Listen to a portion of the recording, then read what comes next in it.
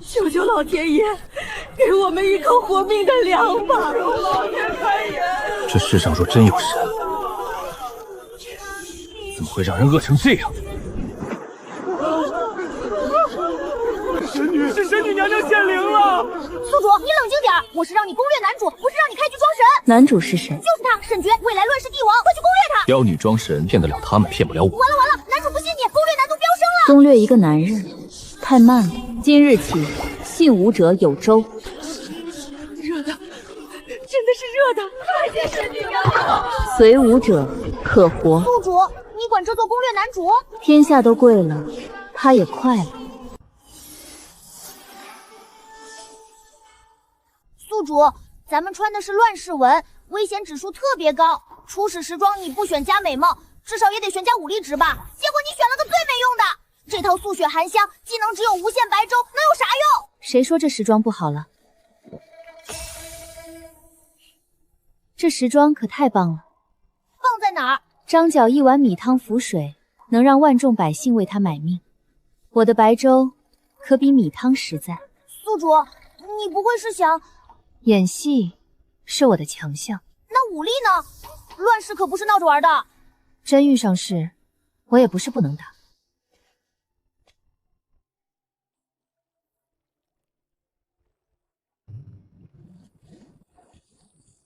倒了2天粥，终于有鱼了。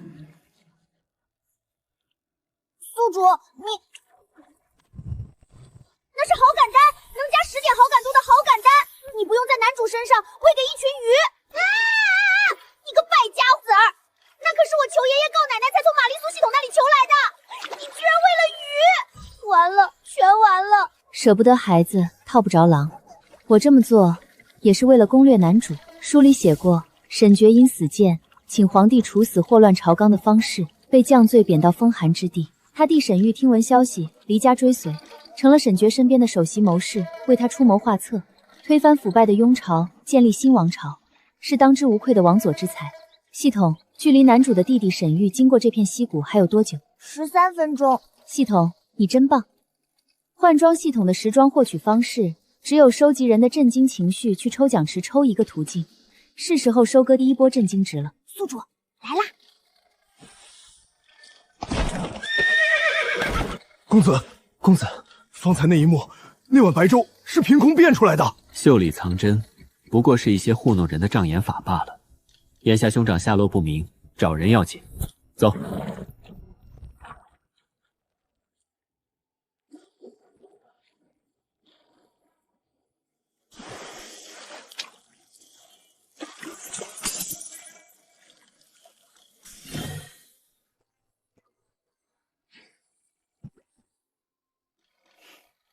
不枉我在西边守了整整2天。谁说好感丹位于败家？宿主你也太强了！有人，是吃的，他手里有粥，还有好多财宝。公子，看，姑娘，你一看就是大户人家的小姐，命金贵着。只要你把那碗粥跟财宝都给我，我也不为难你。我们这些人都快活活饿死了，你宁愿把粥倒掉，也不愿意施舍给我们。难道人命在你眼中如同草芥吗？尔等在吾眼中，与这溪水里的鱼虾无异。鱼怎能跟活生生的人相提并论？这个疯女人，喂鱼也不给我们吃，要不然咱们干脆抢了她。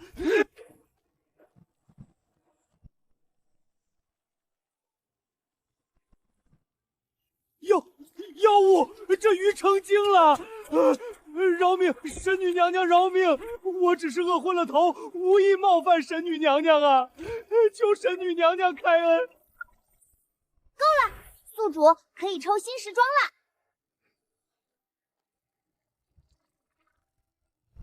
恭喜宿主获得浮生一梦套装手持部件碧落仙兰，兰生碧落，可治愈百伤。收集所有部件，解锁医术百科与入梦技能，真是个适合装神弄鬼的好东西。有了这个，可以再装一波大的，巩固下自己的神女身份，继续收割一波震惊值。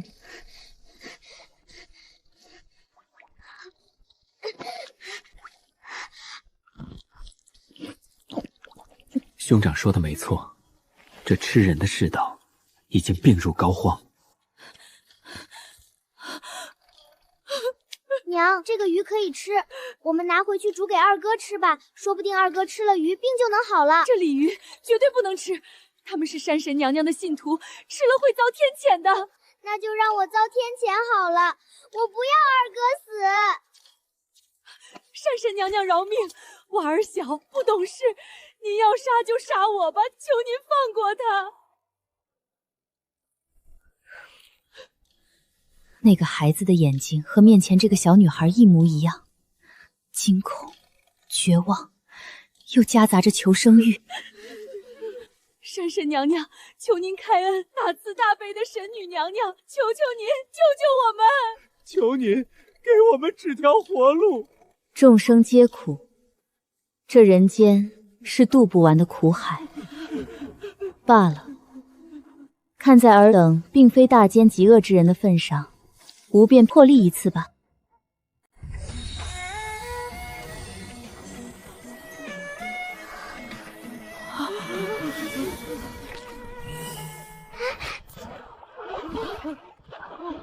神女娘娘慈悲，谢谢神女娘娘，信女愿一生供奉您。吾并非你们的神，不需要尔等供奉。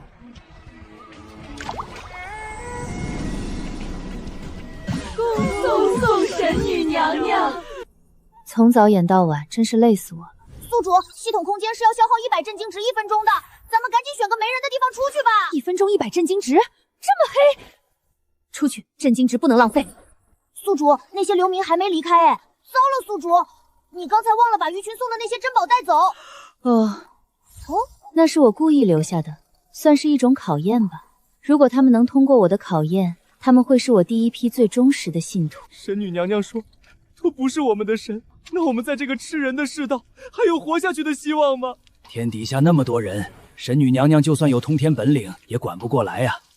娘娘定然已经有足够多的信徒，才说不需要我们供奉。如果娘娘是我们的神，那该多好啊！真羡慕那些能供奉神女娘娘的人。你们快看，水里有东西在发光。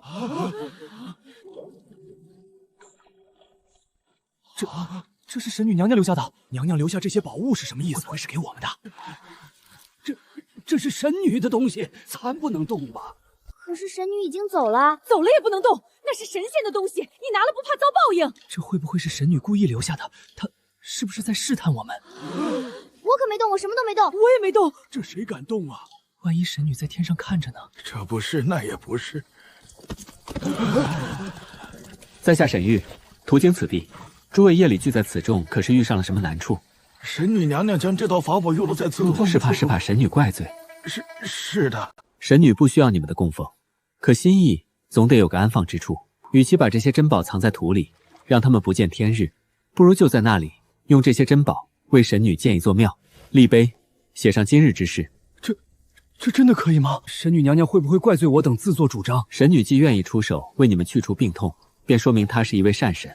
我觉得他看起来是个读书人。读书人说的话应该错不了吧？那咱们就听他的。可我们连神女娘娘的法号都不知道，这庙该怎么建啊？是啊，万一写错了，岂不是冒犯神女娘娘？公子，您见多识广，能不能给我们拿个主意？不如就叫神女庙，不写法号，既不会因不知而失礼，也不会因妄断而冒犯。好，这个好，那就叫神女庙。对，就叫神女庙，给神女娘娘建庙。这个沈玉果然是个聪明人。既然命运让我穿越到这个世界，身怀济世之力，当怀救民之心。宿主，你演技真好，那些流民都把你当成了真神女，连沈玉都信了。她可是至多禁妖的首席谋士。无他，唯手熟耳。前世演技要是不好点，怕是早死了。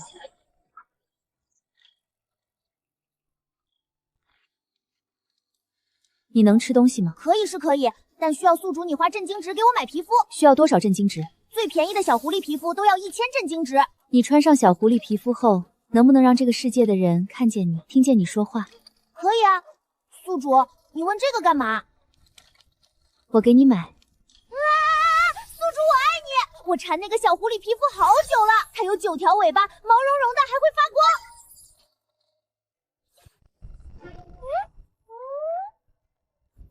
宿主，听说过有谁家宿主给系统买皮肤，我好幸福啊！不错，这款皮肤挺适合你。神女不能只有善的一面，恩威并施才是长久之计。素雪含香和碧落仙兰都偏向辅助，我得抽件具备攻击性的。恭喜宿主获得浮生一梦套装部件：蝶隐簪、三藏蝶灵、虫蛇退避、百毒不侵、诛邪莫近。又是辅助型的，再来。恭喜宿主获得天恒昭彰套装手持部件：雷法令，令出法随，天雷照至，荡涤世间一切罪孽。好东西。宿主，这算什么好东西啊？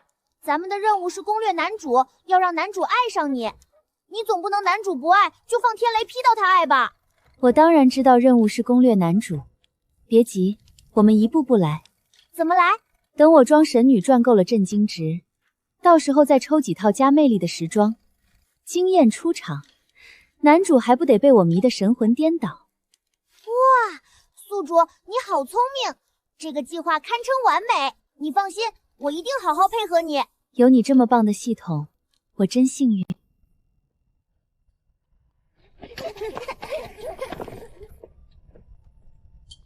若非亲身经历，我很难把他们和昨日那群眼神空洞的流民联系到一起。多谢公子。你年纪还小，不必这么拼命。山脚下还有好多石头和簪抓，我得多搬几趟，这样神女庙就能建得快一点。娘说，只要我们诚心诚意爱戴神女娘娘，就一定能感动神女娘娘。这些人的改变，都是因为他。公子，给我吧，您身份尊贵，怎能干这种粗活？不用。公子，大公子因进言得罪国师，如今又被陛下贬出京都，眼下遭遇刺杀，下落不明。咱们要是再耽搁下去，大公子恐怕有危险。兄长是习武之人，他若遇险，无法脱身。我一个手无缚鸡之力的读书人，就算找到了他，又能如何？你与沈二前去寻找兄长即可。公子，外面不比京都安对，灾祸不断，到处都是战乱和山匪，你一人在外实在不安全。若有什么闪失，我没法跟侯爷交代。那你留下，让沈二去寻兄长。公子，你这样不对，你要摔熟才粘得牢。你看，先这样揉，把力气使匀，是这样吗？公子这手一看就是拿笔的，拿笔的手也是手，能写字就能糊墙。俺还是第一次见到你这么随和的贵人。不好了，山匪抓了狗娃！怎么回事？俺们托人去城里买供奉娘娘的香火，回来的路上撞见了那伙山匪，狗娃没跑掉，俺没办法，只能先回来报信。那伙山匪盘在山头好几年了，少说20-30人，手里都有刀。贵妇缴过2回都没缴下来。狗娃，俺的狗娃！糟了，是山匪追过来了！听说你们发了一笔横财呀？这小崽子可什么都跟老子说了。给你们1炷香时间，把宝贝都交出来，否则我就先把这小崽子煮了。这小崽子肉嫩，煮出来肯定香。大爷，我们没有什么宝贝，孩子是胡说的。胡说！这小崽子把你们建庙的事都说了，什么神女娘娘留下的珍宝，当老子不知道？水快开了，你们慢慢想。那是神女娘娘东西，你也敢抢？你就不怕神女娘娘降罪？就这破茅草棚子，你们这帮贱民连饭都吃不上，还供神？老子活了40年，杀过的人比你们见过的多，老子们没见过，真有神让他出来啊！老子倒要看看神的金身硬还是老子的刀硬！这些流民都是老实庄稼汉，对方人多势众，我身边只有沈大一个能打，要救下孩子和这些流民毫无胜算。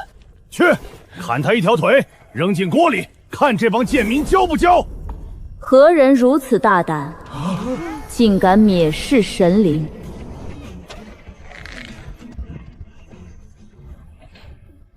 是神女娘娘来救我们了！神女娘娘，你就是那个什么神女？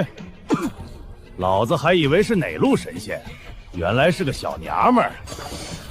老子今天就把你剁碎，看你还怎么装神弄鬼！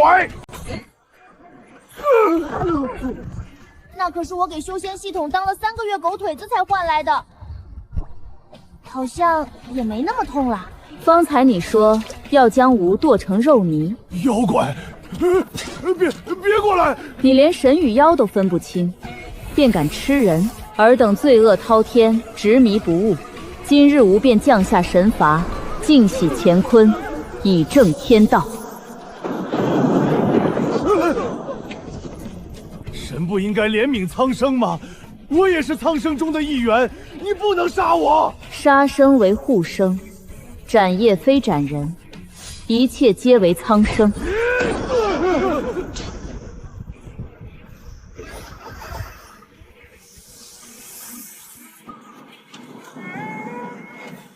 神女娘娘，这些是那日您落下的。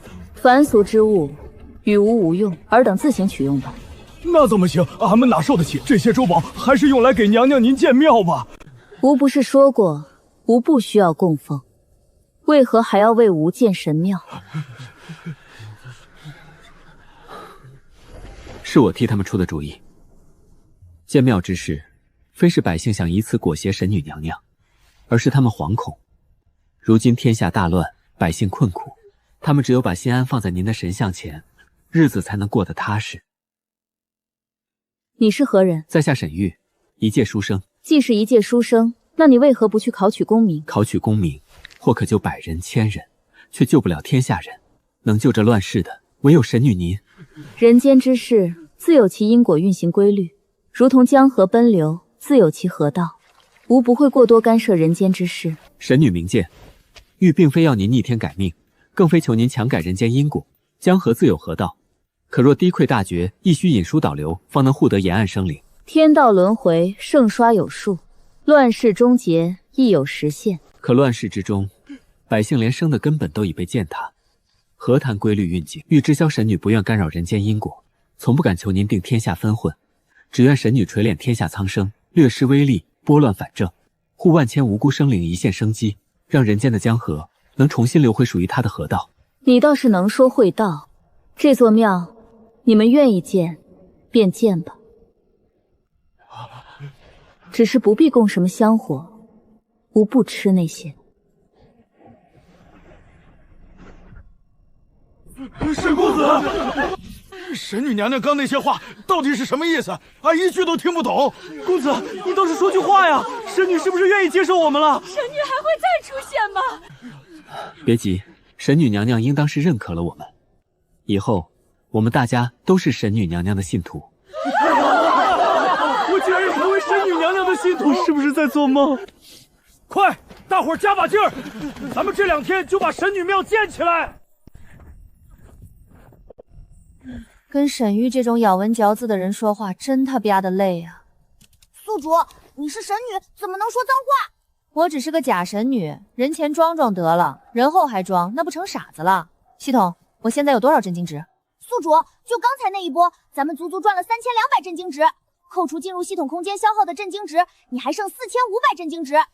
好，把抽奖池端上来，让我来个10连抽。恭喜宿主获得天恒套装眼瞳部件善恶瞳，反锁善念，皆如镜照影，无所逃匿。恭喜宿获得浮生一梦套装衣袍部件浮生书，受到攻击时自动开启结界，击推敌人。恭喜宿主获得浮生一梦套装鞋履部件浮生履，凌波微步，罗掠生尘，穿上可踏水而行。10连抽，不愧是10连抽。恭喜宿主获得乞丐套装、游侠套装、武将套装、厨娘套装、书生套装、小偷套装。恭喜宿主获得9天玄阴套装披头部件晚游云，身披此物则身轻如雨，玉气凌天。系统，你是不是偷摸改了爆率？不信我啊！抽奖池的爆率都是主规定的，我没办法更改的。那为什么我10连抽还不如单抽？宿主，因为前10抽有保底，现在保底过了就是正常爆率，可能宿主你脸有点黑。事实证明，旋不就飞，刻不改命。浮生霄确实不错，但我现在需要的还是无限白舟技能。眼下是乱世之初，再过3个月，雍朝皇帝驾崩，方士挟天子以令诸侯，把持朝政。到那时，才是真正的人间炼狱。我需要更多震惊值，待天灾来临之际，为这个世界的芸芸众生争得一线生机。求神女娘娘保佑！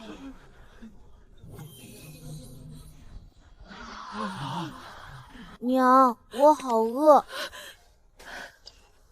吃吧。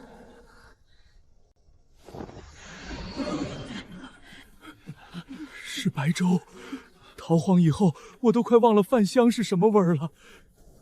这就是神明的力量吗？神女娘娘大慈大悲，大慈大悲！谢神女娘娘救命之恩，娘娘万岁！善。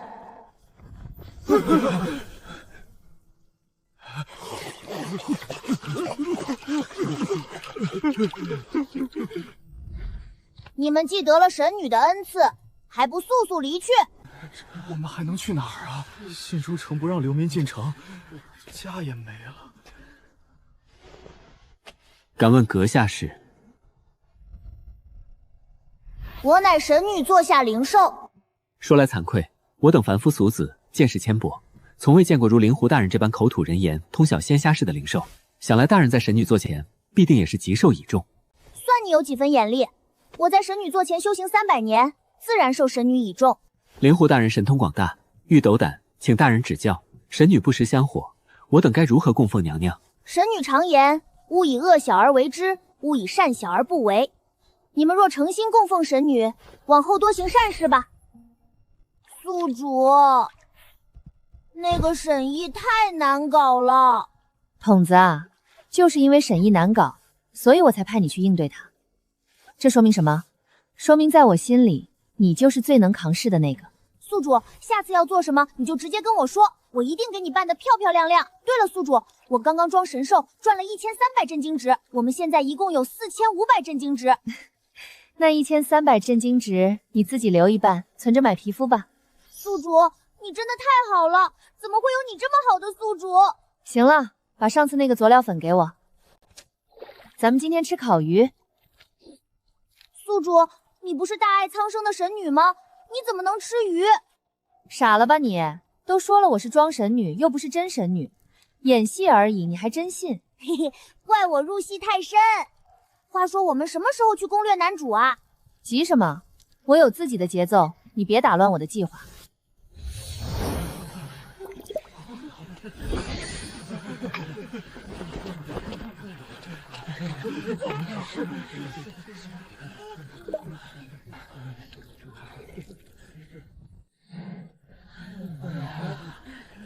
这乱世，别说底层平民，就连一些小地主家也没法日日喝稠到能立块的白粥，难怪人会越来越多。这几天神女未曾阻止流民，应该是默许。各位，去告诉信都城周围的流民，神女林凡在此赐粥。沈公子，我这就去，我有亲戚就在城外，我也去。这沈玉还真是个人才啊，他很会拿捏人心，又有文化，那群流民已经隐隐把他当成领头人了，难怪能压得住。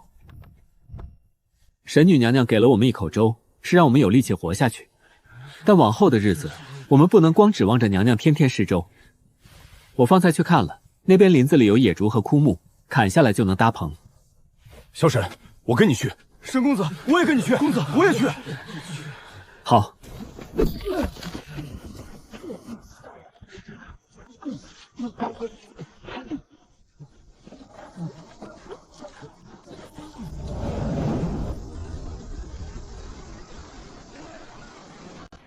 总算有遮风避雨的地方了。娘，我跟二哥今天又打了鱼草，去喂娘娘庙旁边溪里的鲤鱼。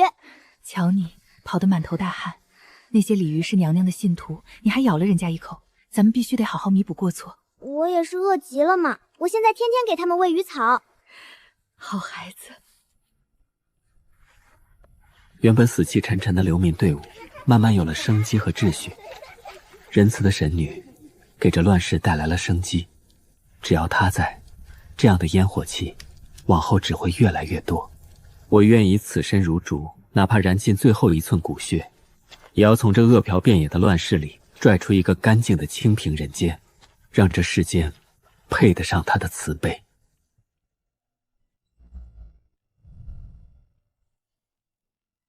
系统，我现在有多少震惊值？宿主，最近来神女庙流民多，震惊值都攒到了15900，我还是第一次看见这么多震惊值。宿主要抽时装吗？抽。宿主你在干嘛？玄学，懂不懂？抽奖之前先洗手。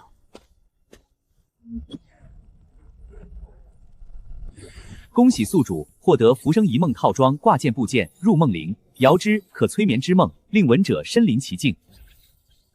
我的脸怎么可能会黑成这样？10连就出一个，这一定有黑幕。再来。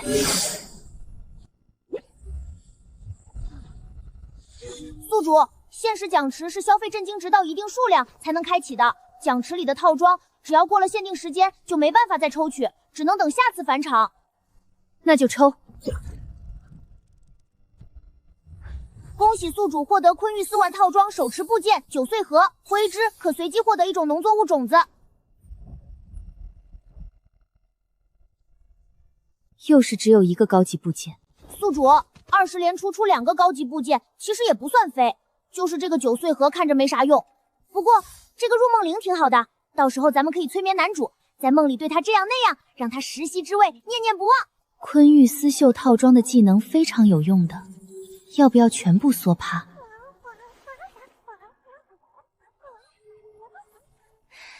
赌一把，搏一搏，单车变摩托。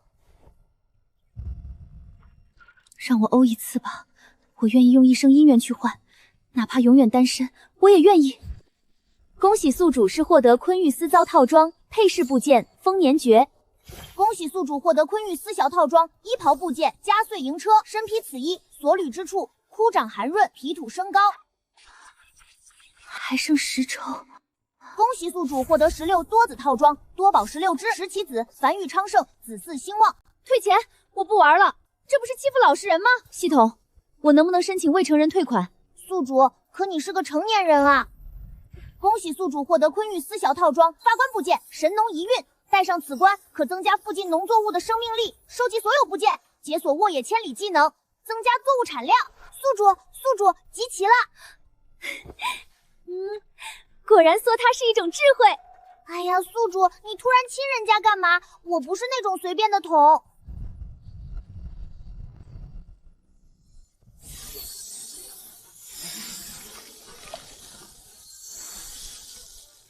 这套时装的技能真牛啊！宿主，不是这套时装厉害，而是高级时装穿一整套和只穿戴1-2个部件效果差距很大。宿主，你要是收集齐浮生一梦套装，使用入梦铃跟碧落仙兰治疗和入梦的效果也会翻倍。原来如此，今天运气看起来不错，我试试看能不能刷出高产量的农作物。不对，我今天怎么会突然变得这么欧？该不会真是用一生姻缘换来的吧？宿主，是红薯哎，我要吃烤红薯。你个系统，嘴怎么这么馋？我以前是个光球，啥都不能吃，现在能吃东西了，我就……好了，以后补偿你。这些红薯不能吃，我要用它们当种子。宿主，你居然还会种红薯？我是警校毕业的，又不是农学毕业的，我怎么可能会种红薯？宿主，我有办法。这是之前宿主写的一份红薯种植教程，原本他是想当做投名状送给男主，结果他发现那个世界压根儿没红薯。筒子，你真是我的小心肝。我得想个办法，把这些红薯还有红薯种植教程交给萧玉和那些流民，然后再狠狠收割一波震惊值。第5次了，自从离京，追杀我的人就没断过。无论我怎么乔装打扮，藏在多隐蔽的地方，他们都能很快找到我。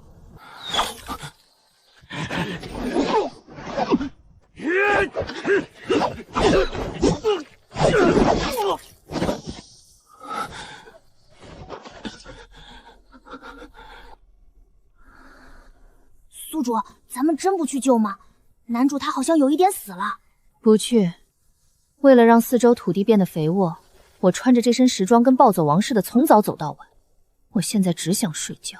况且男主不是都有男主光环吗？我不去救，应该也死不掉。可是宿主，万一男主嘎了，我们任务失败，这个世界就会崩溃，所有人都会死。我去，不早说！沈将军，要怪就怪你得罪了不该得罪的人。骆道清究竟给了你们什么好处，值得你们这么为他卖命？国师大人是仙人，自是值得我等誓死追随。仙人会指使你们干这些勾当？你口中的仙人，为一己私欲，搜刮民脂民膏，卖官驿爵，逼得百姓卖儿误女。他们这些方式，分明都是蛊惑圣心、祸乱朝纲的妖人！住口！休要污蔑国师大人。大人说了，先破后立，天下大乱方能治世，死几个人算什么？沈将军，你安心上路吧。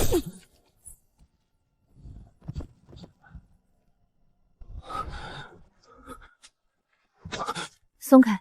姑娘，救救我！沈某必有重谢。原本还想赚点震惊值，现在人晕了，我装脚给谁看？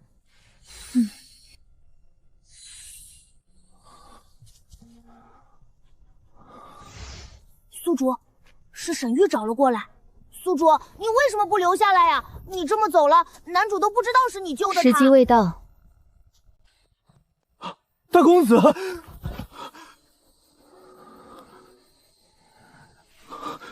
还好没事。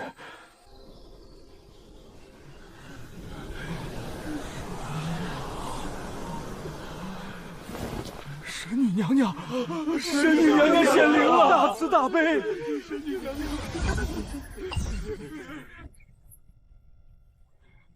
又比昨天少了一半，天天上演刺州，脱敏也正常。是时候该给他们一些新的震撼。吾今日于九重天血狱农神，农神免人间耕种为奸，特托吾携一物下界。那是什么？此乃神种，名曰红薯。农神此神种不择域土，不惧旱魃，无论山岗薄地、沙砾荒坡，皆可扎根。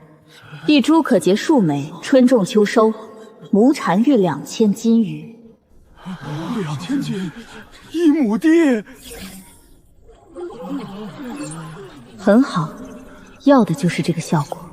若人间有人能将此神种培育成器，吾便降下一道机缘，让此地风调雨顺，五谷丰登，保一方百姓3年不饥。3年不饥。神女娘娘，可否让玉一试？你与此物无缘。非是不认可沈玉，他做的那些善事，足以证明他是个心怀天下的人。但他毕竟出身世家，若将一切资源都倾向于他，对百姓不是好事，对我的谋划也极为不利。二哥，你种地种的那么好，要不然你去试试？小妹，那可是农神的神种，连沈公子都与神种无缘，我一个普通农人哪能肖想？可咱们村就属你种的地收成最好。那不一样，你别乱说话。神女娘娘，我二哥会种地，他以前在村子里种地种的可好了。神女娘娘，您就让我二哥试试吧，他一定可以的。那你二人上前来。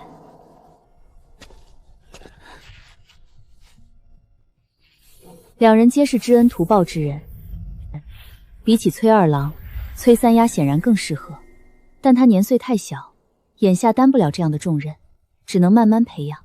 神女娘娘可真美啊！不过年纪小也有年纪小的好处，新脑子更容易接受新事物。崔二郎，小人在，他还没自报姓名，神女娘娘果然无所不知。吾将神种交于你，你可愿意？小人怕种不好，小人没出息，就会种几亩薄地，怕辜负了娘娘您与农神。非也，农神所种非技艺之精，而在心诚。你只需尽力而行，种好了是你的造化，种不好是这方天地灵气不足，容不下这神种，非你之过。小人不大会说话，但小人跟神女娘娘保证，这神种小人拿命去种。面前红薯种植还存在不确定性，必须未雨绸缪。万一失败，也要保全崔二郎，不能让他成为众矢之的。我不杀伯伦，伯伦却因我而死，这样的悲剧绝不允许发生。善。神女娘娘显神通了。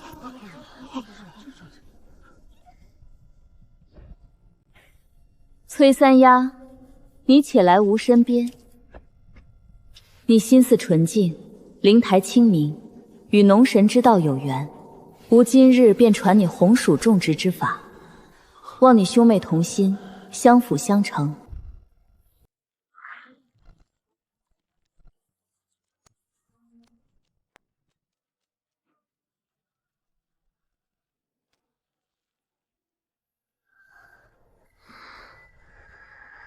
崔三丫，吾已将这红薯种植之法传授给你，好生记着。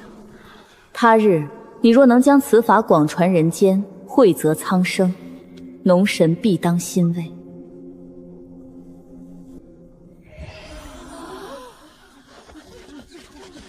三丫，神女娘娘传授你的红薯种植之法，你可快跟二哥说说。二哥，我都记清楚了，我还看见了好多好多东西。到了一个我从来没见过的地方，那肯定是娘娘把你送到了天宫，让你看仙人是怎么种地的。没错，这一定是仙法。既然知道了种红薯的法子，不如看看附近有没有肥沃的土地。对，这要是种成了，以后咱们就不用再饿肚子了。宿主，你为什么把入梦灵的技能用在崔三丫身上？你用在男主身上多好，给他编一出梦中幽会的戏码。我现在哪有时间攻略男主？眼下最头疼的是该怎么名正言顺拿下信都城。可是宿主，咱们不能这么浪费。系统，我们刚才赚了几万镇金值，你觉得这技能用的亏了吗？我超威，这次怎么赚了这么多？但是宿主，我们的任务是攻略男主，要是完不成任务，我们会被逐出这个世界的。看来我得做些什么，先稳住系统，至少不能让发现我另有所图。沈公子，沈公子，我听人说三丫今日撺掇他二哥抢了您的机缘，小孩子年纪小不懂事，您对我们恩重如山，我心里实在过意不去。我们身无长物，只有这一篮今早挖的野菜，还望公子收下。因为神女庙前空地不够，我们只能轮流去跪拜神女娘娘。我怎么也没想到，只是一天没看住，这兄妹俩就捅了这么大的窝子。二郎得到的神种已经种进土里，但三丫，明日天一亮，我就带着三丫去求神女娘娘将这恩赐还给公子。王婶，你误会了，并非二郎和三丫抢我的机缘，而是神女娘娘说我与神种无缘。什么？是神女传授给二郎和三丫的。王婶，莫要再苛责三丫。今日若不是她勇敢站出来，我们或许都得不到这神种与种植之法。这些野菜我万万不能收。王婶，天色也不早了，快带三丫回去休息吧。沈公子，三丫这孩子打小就聪明，可惜没投个好胎。他爹走得早，我又是个粗人，我怕教不好他，把他给耽误了。沈公子，您是有大学问的人，我只希望你能让他跟在身边，学个皮毛。三丫，你想识字吗？想的。那你以后便唤我先生生吧。入学启蒙总该有个正经名字。和者，家谷也，春生秋成，虽不若百花争艳，却养万民，济天下。日后你便叫崔和吧。崔和。大公子，您总算醒了。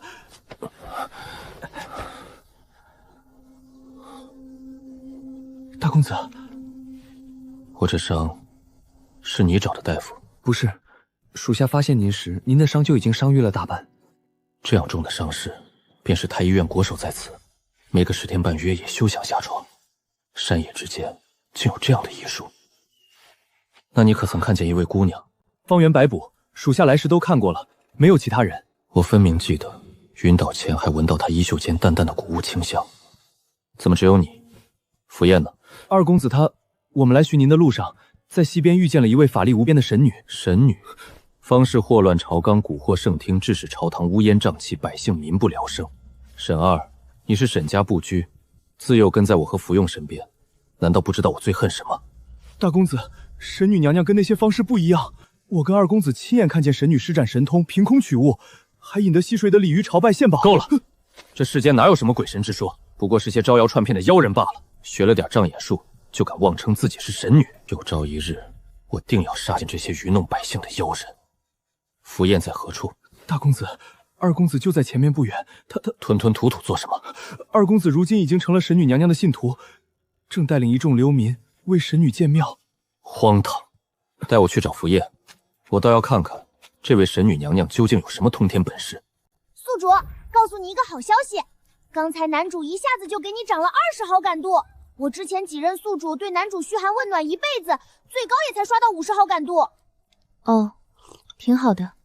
我就知道宿主你可以的。当时你没有第一时间救男主，肯定是为了让他刻骨铭心的记住你的救命之恩。后来你直接离开，也是为了让他念念不忘。毕竟得不到的才是最好的。这就是脑补吗？果真是成功之后，自有大儒为你辩经。宿主，你也太厉害了吧！不好了，男主的后超位怎么一下子扣掉了40，成了-20？慌什么？男主不习巫蛊之术，他应该是听说了我的事迹，将我当成了骗子。那怎么办？急什么？等他主动找上门来，知道我不是他想的那样，好感度自然会加回来。那万一男主不来呢？你忘了吗？沈毅还在这儿。宿主，你真是老谋深算。不会用成语就别用。进来。如何？回禀国师，失手了。第几次了？第5次，5次了，真的没办法改变吗？我本不是这个时代的人。1年前，我穿越到雍朝末年，成了雍刑帝最宠幸的方士。可这并非好事。历史上的罗道清是个大奸臣，为了一己私欲，他结党营私，残害忠良，诬陷大将军沈觉，害他被贬出京都。雍灵帝驾崩后，罗道清扶持幼帝，挟天子以令诸侯，百姓怨声载道，各地豪强揭竿而起。1年后，沈觉打着清君侧的旗号攻破皇城，罗道清被处以极刑，方士全都被处死。我也想过跟沈觉示好，可我穿过来时，方士已经开始给雍灵帝下慢性毒扶持新帝。这时候倒戈，那些方士一定会杀我灭口。我别无选择，只能先下手为强，杀了沈觉。可结果并不尽人意，难道历史真的无法改变？国师大人，您怎么了？没事，你带人去信都城守着，信都校尉周白是沈觉旧部，等他们2人接头，你们再动手。是。对了，国师大人，信都县城附近传言有神女降世，有人自称神女。靠，什么人啊？比我还能装。可知是怎么回事？听附近鸟民说，神通不仅能凭空取物，还能降下天雷，惩罚作恶多端之人。你说什么？天雷？属下也不太清楚，只是听辽民说，那天雷威力巨大，顷刻间便能将人劈成灰烬。天雷？难不成是火药？不对，雍朝末年怎么可能会有火药？难道他也是一个穿越者，而且连火药都搞出来了？更要命的是，这人很可能已经投靠了沈觉。历史上的大夏开国皇帝沈觉人格魅力特别高，这个穿越女估计也是个想跟沈觉谈恋爱的恋爱脑。不行，不能继续坐以待毙，必须拉拢他，拉拢不过来就除掉他。恋爱脑不可怕，可怕的是这个恋爱脑会造火药。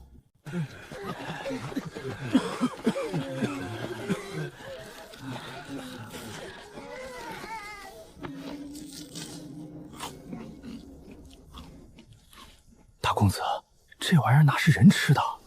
你们听说了吗？神女娘娘赐下的粥里加了仙露，喝一碗能顶3天不饿。真的有神女赐粥吗？我亲眼见过，还能有假？太好了，神女娘娘一定下凡来救苦除难的。仙露，仙人下凡救苦救难，又是这些话术。荆江氏用武士胆哄骗天子时候，也是这一套说辞，说服用武士胆能延年益寿，而这所谓武士胆根本不是仙药，是害人至深的毒药。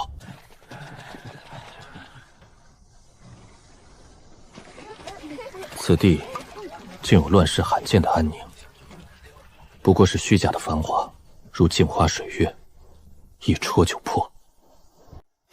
宿主，上次赚了那么多震惊值，我就把画面功能升级了一下，现在画面已经扩大到整个溪谷了。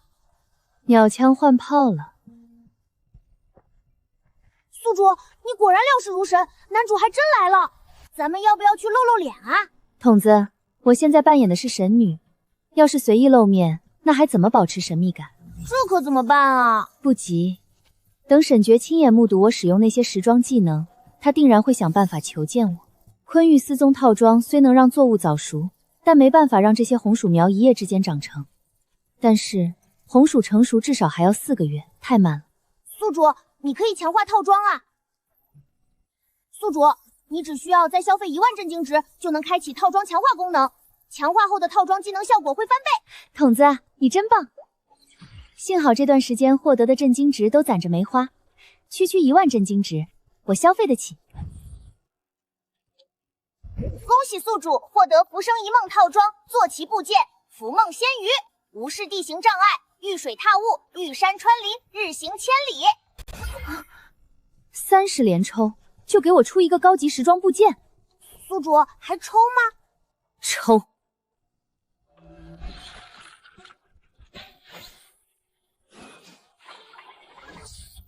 恭喜宿主获得天恒招装套装衣袍部件昭明成天，玄袍加身，如负天归，可开启罚罪领域，冷却120小时，收集所有部件，解锁罪与罚技能，惩罚世间一切罪恶。还不错，之前30连才出一个部件，这次10连就出一个。最重要的是，这个衣袍的技能很实用，能把有罪之人拉进领域，让他们也经历受害者的痛苦。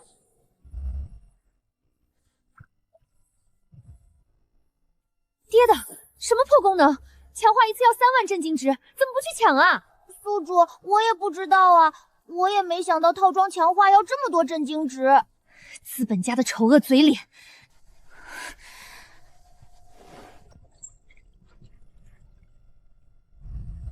昆玉丝后套装强化成功，沃野千里效果提升，可缩短作物4个月生长周期。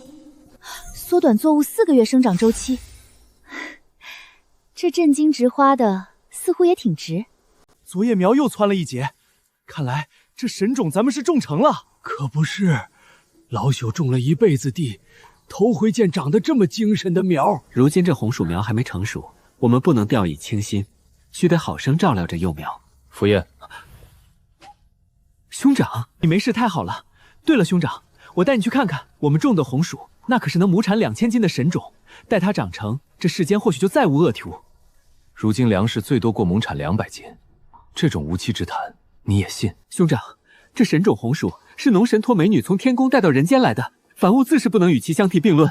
我原以为沈二可能是夸大其词，如今看来，你当真是被迷了心智。我知道，兄长你痛恨方士祸国，但神女并非蛊惑人心的方式，她是真正心怀苍生的神菊。我不能再让你继续留在这里，你跟我走。我要留在这里。我已经找到了自己未来要走的路。傅燕，你曾经立誓要为天地立心，为生民立命，为往圣继绝学，为万世开太平，这些你通通都抛之脑后了吗？我从未背弃自己曾经的志向，兄长不必再劝我，我意已决，愿将此生献于神女，永远追随她的步伐。沈公子，不好了，官兵来了！奉新都太守之命，此地流民私自开垦田地，违反大庸律令。来人，把这些秧苗都给我拔了！军爷，少废话！速速把这些秧苗都给我拔了，一颗不留！是。不能拔呀！这些都是神女娘娘赐下的神种，我们全盼着靠他们活命啊！滚开！住手！军爷，不能毁！这神种成熟了，能活很多很多人的命啊！反了天了，连官兵都敢拦！要毁苗，你们就先杀了我！二哥，流民开垦的是无主荒地，按照大庸律令，流民于无主荒地开垦耕种，3年内免赋税。你身为朝廷命官，难道连律法都不懂？你是个什么东西，也配跟本校尉讲律法？给我拔！你去，就是送死。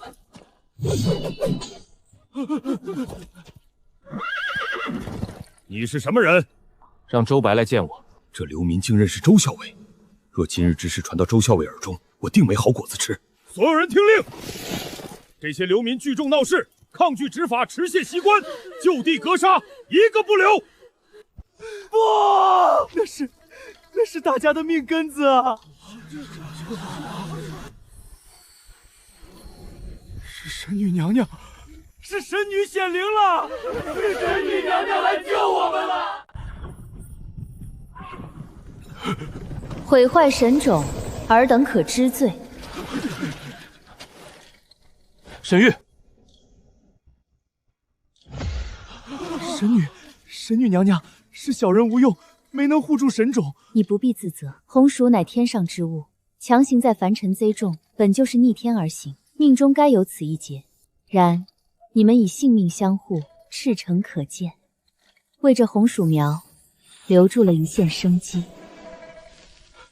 神女娘娘慈悲，谢谢神女。起死回生，神女娘娘大慈大这已经不是障眼法和迷魂药能做到的，看来他身上确有真本事。倘若能得他借助，日后行军打仗，伤亡人数必能大减。宿主，男主对你的好感从负20变成正20了，咱们这次赚大发了。郭攀，信余城副都尉，任职7年。我并未自报姓名，他怎会知晓？难不成她真是神女？不可能！国师大人说过，这世间除他之外，并无其他仙人。自你任职以来，一共克扣军饷1200两，侵吞赈灾粮食800斤，强占民田15顷，逼死百姓7人，奸淫民女3名，其中最小的年方12。这7年间，因你而死的冤魂一共39条。妖女，你一定是妖女！谁若能杀了这个妖言惑众的妖女，本校副卒赏银100两。郭大人，那可是神女娘娘，咱不能对神女动手啊！放狗屁！那就是个妖女，老子杀了你！神女娘娘，凡人岂能伤神明？难道这世间真有鬼神？妖女，你这个妖女！冥顽不灵。传闻神明皆有多重法相，竟是真的。我看不见了，一定是神女娘娘发怒了。这威压笼罩是有了，可惜只能把一个人拉进罚罪领域，看来只能用入梦技能来惩戒郭鹏了。宿主，好了，场景已经搭好了，可以用入梦技能了。发动。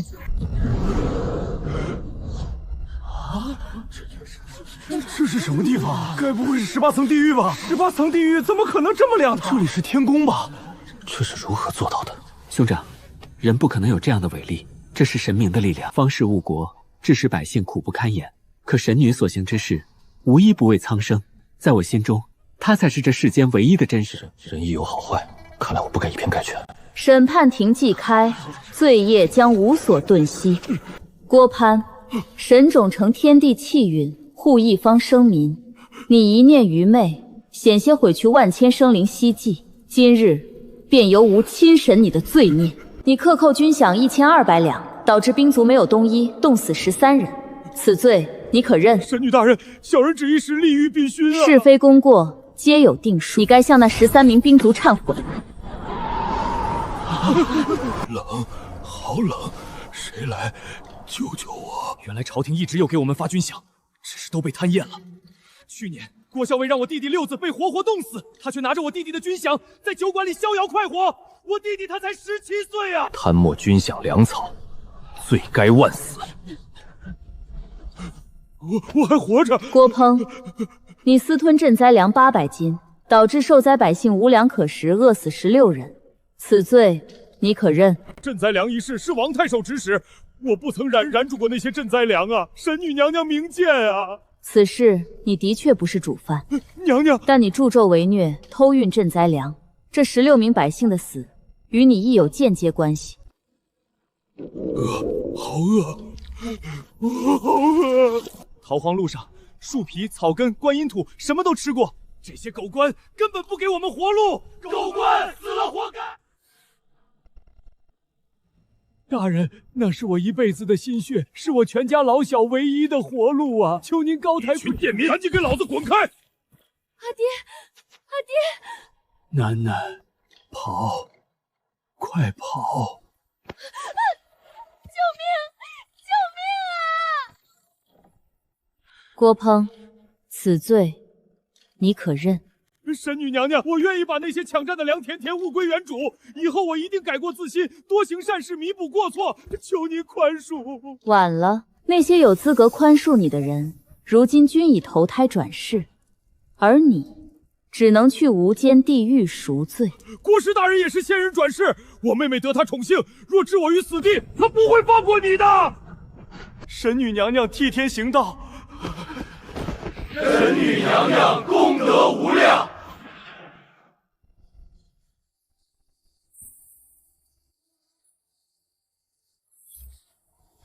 宿主，你不催除红薯苗了？信都城蝗灾未解，这张底牌不能动。可技能范围都能覆盖整个信都城了，效果肯定很可观。所以更不能现在用，不然等信都城庄稼被黄渤后害掉时，我就只能干正眼了。对了，系统，我现在有多少震惊值？76000。宿主，你赚了这么多震惊值，干嘛还天天风餐露宿？系统空间有大床房，包夜只要5000震惊值，你完全住得起。钱要花在刀刃上，睡觉不算刀刃吗？以前出任务睡在野外，我不仅得担心被人一枪崩了，还得担心被蛇鼠虫一咬，哪有现在这么好的条件？宿主，等完成任务，我就跟主神申请给你多加10亿奖金，这样你重生回到原本的世界，财富自由，就可以辞职不干了，安心当条咸鱼躺平。好。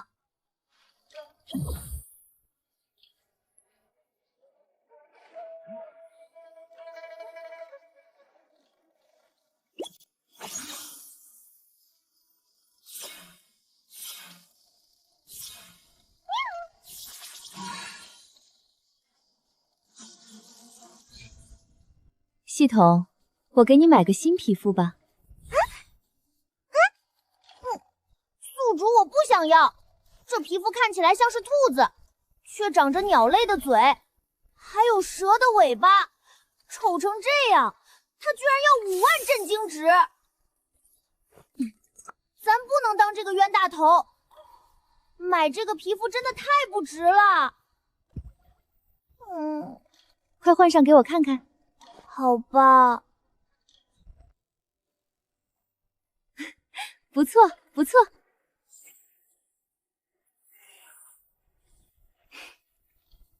沈家兄弟那么帅，你看都不看一眼，成天就盯着一群面受饥荒的流民。我的小狐狸皮肤那么漂亮可爱，你非让我换个这么丑的。宿主，我发现你这个人有恋丑癖，至少也得选加武力值吧。闭嘴，睡觉。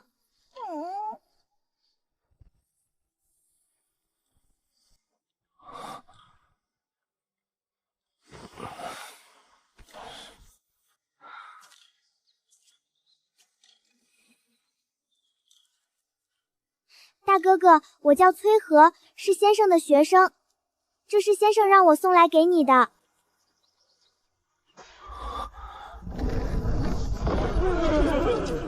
这粥哪来的？神女娘娘赐给我们的呀，现在我们每个人都能天天喝到粥。每个人天天都能喝到？之前没法天天喝，因为神女庙容不下太多人，跪拜神女娘娘。不过先生很聪明，他让去跪拜神女娘娘的人将白粥带回来，然后倒在一起，这样大家就都能喝上粥了。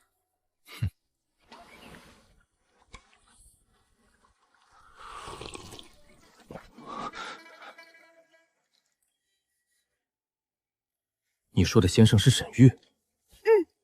他人在哪儿？先生带人在后山开垦田地，说是以后都用来种红薯。你能带我去找他吗？莫非这世间真的有神？这粥可真香，要是我那可怜的孙孙也能喝到就好了。夏老头，人各有命，咱们能得到神女娘娘眷顾，已是不幸中的万幸。是啊，神女娘娘心善。大哥哥，你怎么不走了？没事，走吧。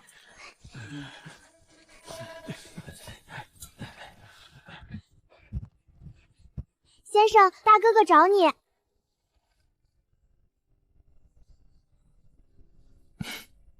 兄长，你怎么过来了？明知故问。你嘱咐那小丫头一大早给我送粥，不就是为了让我主动来找你？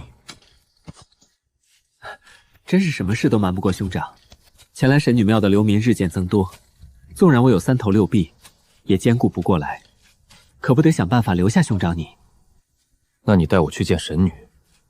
兄长，神女哪是我等凡夫俗子想见就能见的？我听流民说，神女每日辰时会在庙前赐粥，我明日可否随流民一起跪拜神女？看到那些人了吗？他们都想去跪拜神女，但神庙前的空地有限，容不下太多人。兄长，你要是也想跪拜神女，就只能排队领号，等轮到你的号才能去。别怪我没提醒你，这队可不是一时半会儿能排到的。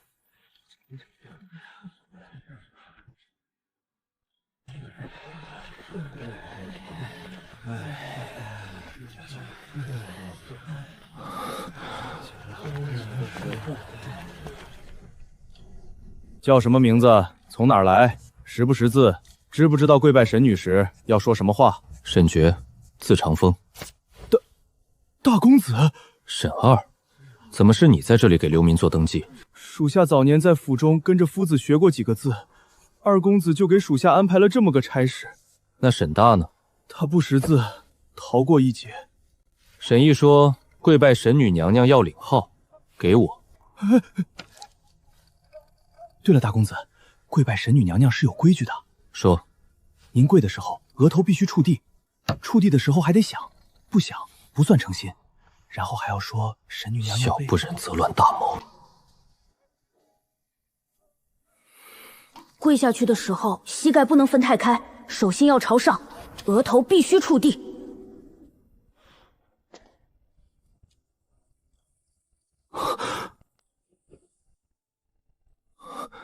障眼法也是迷魂药。宿主，男主看你都看呆了，他刚刚给你加了10点好感，现在好感度有30了，我已经看到了胜利的曙光。听你是看白昼看呆了，让系统这么误会着也挺好。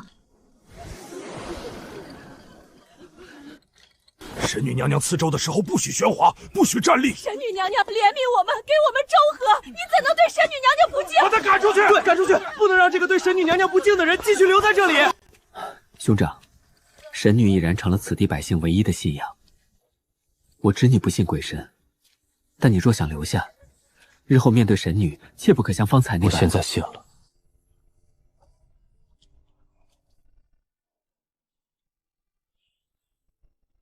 系统，接下来就看你了。没问题。蝗虫，诸位啥路上？我们所处的这片溪谷，地势偏低，四面有环山，风从高处过，虫往高处飞，这些蝗虫未必会进来。神女娘娘保佑啊！好不容易有了住的地方，不想再逃娘了。一定是神女娘娘保佑！神女娘娘，信都城蝗灾将至，数千百姓命悬一线，求神女娘娘开恩，救救信都城的百姓。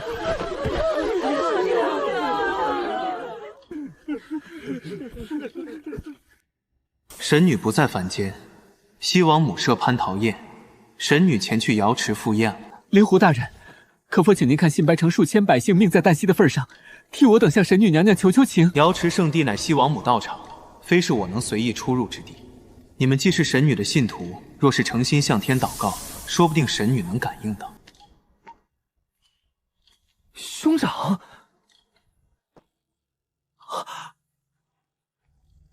沈觉今日在此立誓，若神女娘娘肯降世解救信树府城百姓，沈觉愿余生供奉神女娘娘，肝脑涂地，绝不背弃。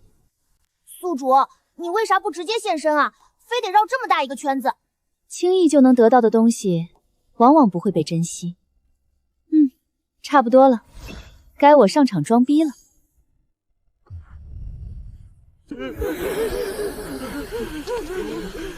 是神女娘娘显灵了，太好了！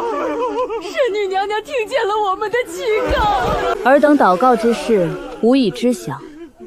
天灾降世本是天地轮回，诸神不得擅自插手乱天道秩序。但此次蝗灾却非天灾，而是妖邪作祟。妖邪，难怪这次的蝗灾尤为恐怖，原来是妖邪在作祟。求神女娘娘救救我！妖孽乱世，生灵涂炭。身为神师，自是能坐视不理。吾将亲往信都城镇收邪祟。神女娘娘万岁万岁万岁！神女娘娘救苦救难！神女娘娘，你二人随我沟同去。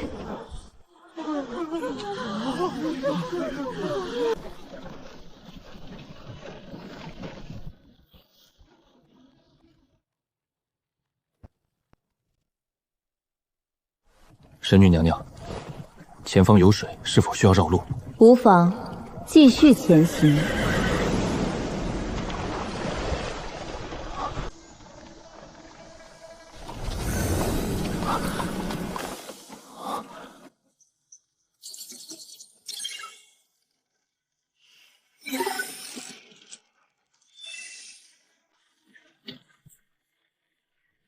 有人，是仙车，神仙显灵了，神仙显灵了！走吧。请。咒是咒！神女娘娘，这乱世会有变好的一天吗？曾经我以为只要镇守边关，令四方异族不敢来犯，便能还天下太平，让百姓过上丰衣足食的日子，不受颠沛流离之苦。可回京后，我才发现，从始至终异族都不是导致百姓困苦的根本原因。当今天子沉迷寻仙问道，宠幸奸佞，贪图享乐，苛捐杂税，压得百姓怨声载道。乱世不是天降的灾祸，既然是人造的，便该由人来结束。由人来结束，是靠那些在朝堂上争权夺利的宦官诸夫，还是靠那些拥兵自重的诸侯？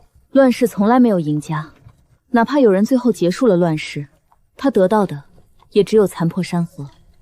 那神女的意思是，想要真正终结这乱世烽烟，不能寄望于天降紫微星，独挽狂澜，唯有唤醒每一个苟活于世的人，让他们心中有光，手中有刃，肩上有责，人人皆为星火，方能聚心成聚，烧尽黑暗，重铸人间安宁。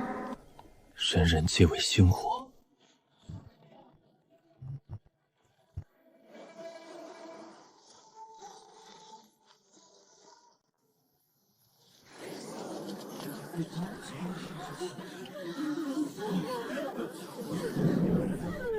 道长，我们这样做真的能平息皇神之怒吗？赵太守，这是不信贫道。不敢，只是这毕竟是条人命。皇神之怒需以活人献祭才能平息。此女八字至阴，年方27，正最佳祭品。若太守此刻心软，待蝗灾降临，信都百里良田化为焦土，这责任太守担得起吗？道长说的是本官愚钝了。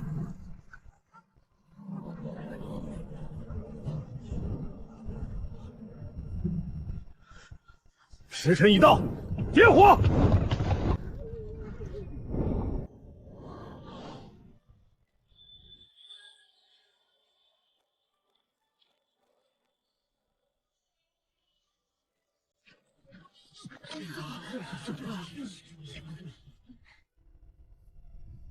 为何不点火？活人祭祀，尔等是为供奉妖邪。休得胡言！贫道供奉的乃是皇神，你们擅闯祭祀大典，若惊扰皇神，后果不堪设想。低小神的确需要人间香火供奉，但吾从未听过有谁需要活人祭品，假借供奉皇神之名，行祭祀妖邪之事，你们该当何罪？贫道乃奉天命行事。上古大灾，天子诸侯一行活祭之礼，平息神怒。你一个黄毛丫头懂什么？谁给你的胆子对神女不敬？你们好大的胆子，还不快放开道长！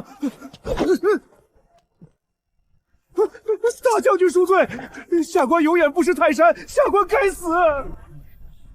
神女娘娘，这妖道与昏官该如何处置？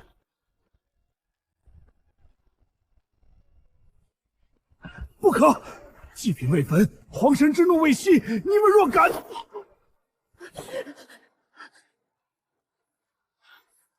别怕，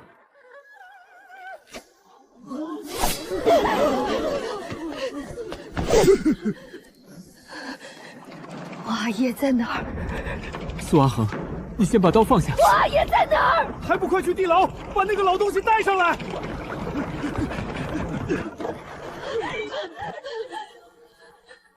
阿爷，是我，是阿恒。不是自愿的，我家阿恒不是自愿当祭品的。你祖孙二人命中本不该有此一劫，实乃妖邪作祟，乱了因果。吾既见此事，自当拨乱反正。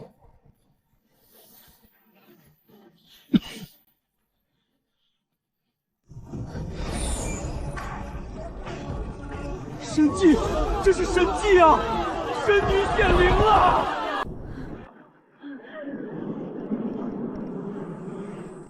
来了，皇神来了！你们看到了吗？皇神来了！贫道早说要用活人祭祀才能平息神怒，可这个女人打断祭祀，放走灾品，是她害的。她不是神女吗？也可能是妖术啊！是你们触怒了皇神！若不是你们破坏祭祀大典，蝗虫根本不会降临新都城。诸位信徒父老，贫道修行数十载，向来济世救人，今日之事，贫道问心无愧。道长，你真的还有办法吗？贫道自有办法让皇神息怒，但有一个条件：这妖女破坏祭祀，实乃灾祸之源。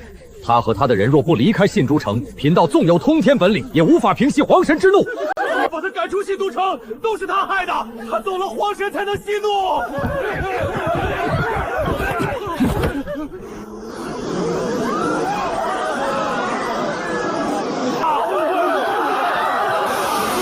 石铎私自下凡，为祸苍生，还不速速随吾回九重天受刑！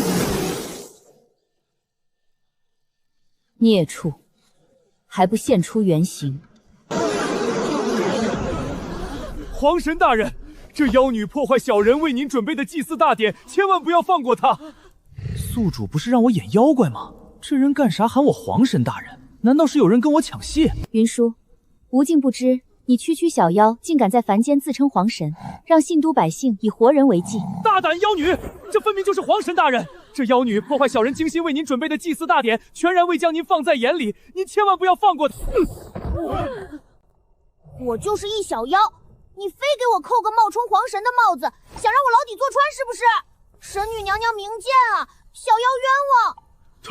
他竟会说话！神女说他是妖，妖当然会说话。那玄鹤道长为何说他是皇神，还让我们用活人祭祀？您能找来蝗灾，岂是寻常小妖？您怎会不是皇神？您施展神通，让他见识什么叫真正的神力！小妖怎冒犯神女娘娘？你如实招来。小妖本是九重天灵兽园里一只小猪头，贪玩偷跑下凡，被那道士诓骗。他说只要配合他演戏，弄些蝗虫吓吓百姓，便能吃香喝辣。小妖年纪小，不懂事，就答应了。你既是灵兽，当知用活人祭祀，以堕入魔道，当天诛地灭。神女娘娘明鉴，小妖根本不知道那道士要用活人祭祀，他说的是香火瓜果，小妖贪吃才答应的。你一拍！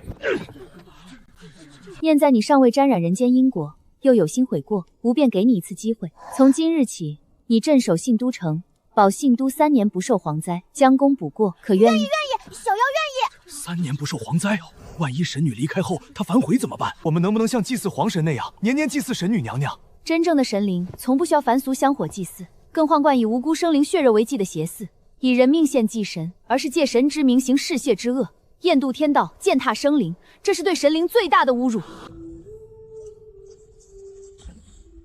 求神女娘娘恕罪啊！老朽3代人都参加过祭祀大典，一直以为这是规矩，并不知道这是在冒犯神灵。我们是被骗了。还有赵太守，是他下的令，他说这是朝廷下发的旨意，我们才信的。天啊，我们差点烧死一个活人。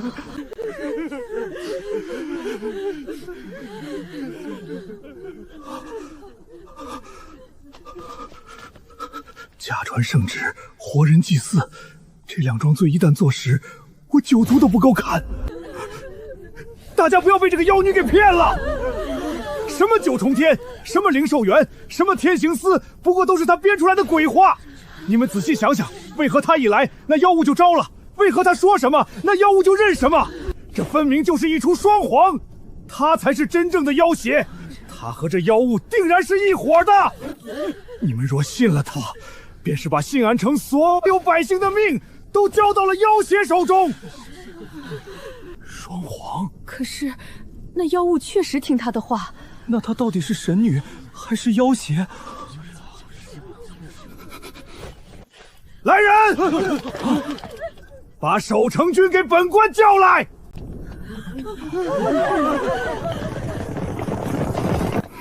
把这几个妖言惑众、扰乱祭祀的狂徒给本官拿下，格杀勿论。是。都给我住手！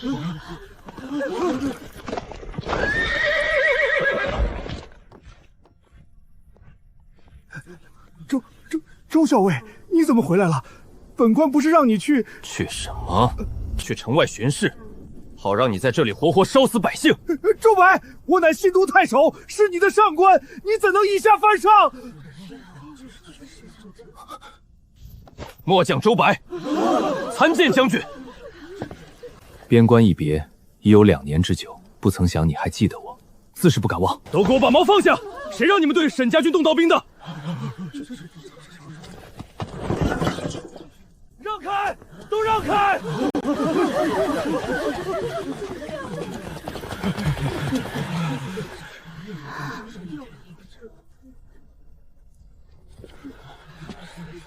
你们为何来此？难道不怕要挟？神女娘娘，俺们肯定是怕的。那铺天盖地的蝗虫，谁看了不腿软？可是神女娘娘您信都除妖，俺们不放心啊。沈准、二牛哥他们看着，俺们留在西谷也帮不上什么忙，只能干着急，所以就来信都城看看。就是啊，要不是来了信都城，俺们都不知道有人污蔑神女娘娘。神女娘娘好心来除妖，他们却不知好歹，真是可恶。这一路可辛苦。神女娘娘，俺们不辛苦，俺们走的是近路。以前逃荒，走个3、5天才能歇一脚，这点路程算不得什么。对，不辛苦。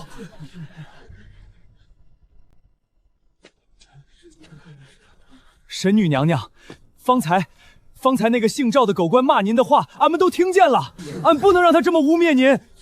俺老家干旱3年，地里裂的缝能掉进小娃娃，树皮草根都吃光了，连观音土都挖不到几口。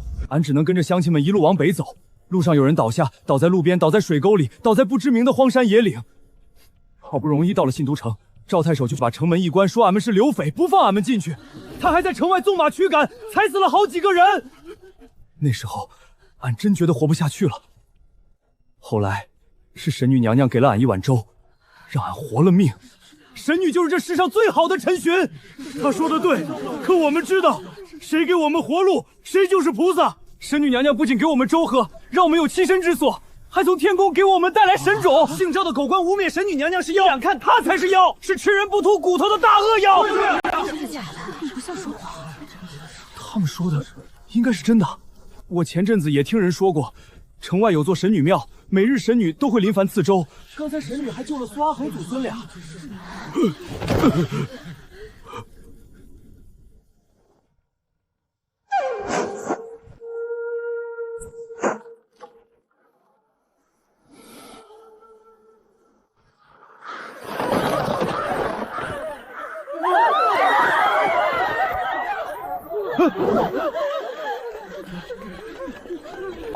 书中没有沈爵在信都遇刺的剧情。浮生一梦能自保，却护不住这些人。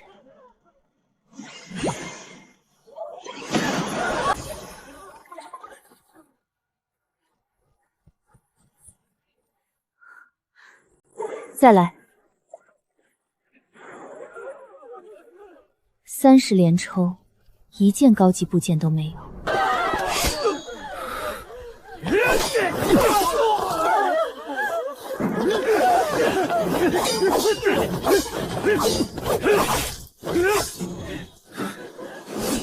恭喜宿主获得9天玄音套装声破部件渡仙音。我想要能打的，你给我一个扩音器。总不能站在台上喊你们住手，快住手，不要再打了吧。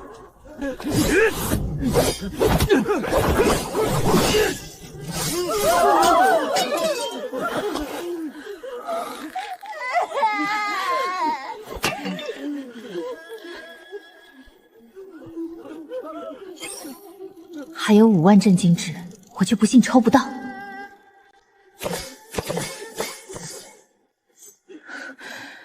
求求了，抽点有用的。恭喜宿主获得剑域9霄套装，龟须迸剑镇制时，万剑朝宗可杀敌于无形。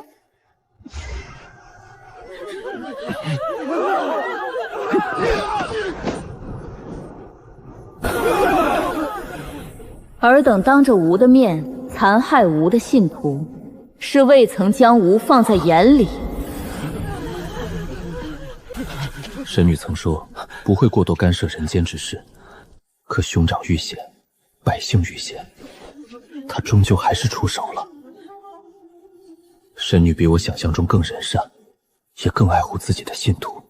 这感觉，便是面对国师大人时，也未曾有过。这已是第6次刺杀神爵，若再失败，我无颜回国师府复命。我只要沈爵一个人的命，并不想牵扯其他人。你们现在离开此地，我绝不为难。你口中的沈爵，亦是吾的信徒。杀！善恶同下，并非所有人都沾了血债。若可以，我并不想动用归墟剑阵。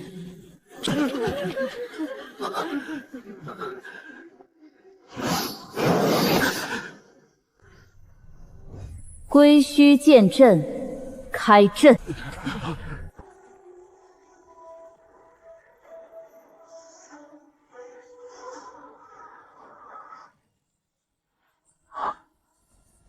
吾给过你们机会，既然不懂珍惜，那便怨不得吾。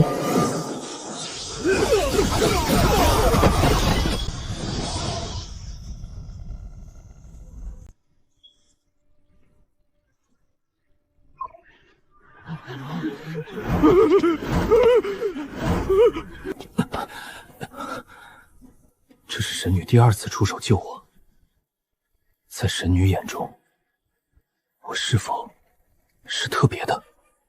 神明之怒，根本不是凡人能承受的。杀了这些刺客，是为了救更多的人。可今天我能选择牺牲他们，明天呢？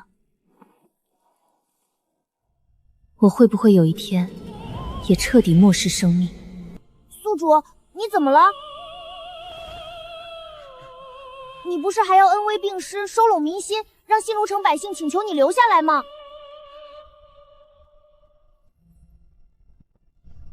神女娘娘，这2人方才鬼鬼祟祟，像是想趁乱偷跑出城。神女娘饶命！下官有眼不识泰山，下官该死！求神女开恩，求神女开恩啊！道友，贫道也是受赵谦蛊惑，一时糊涂啊。你是修道之人，当知因果，不能妄造杀孽。今日你若杀我，必损道心，与你大道修行有百害而无一利，不如你我各退一步，在此静心论道，化解恩怨，方是正道。无知大道，你不配听。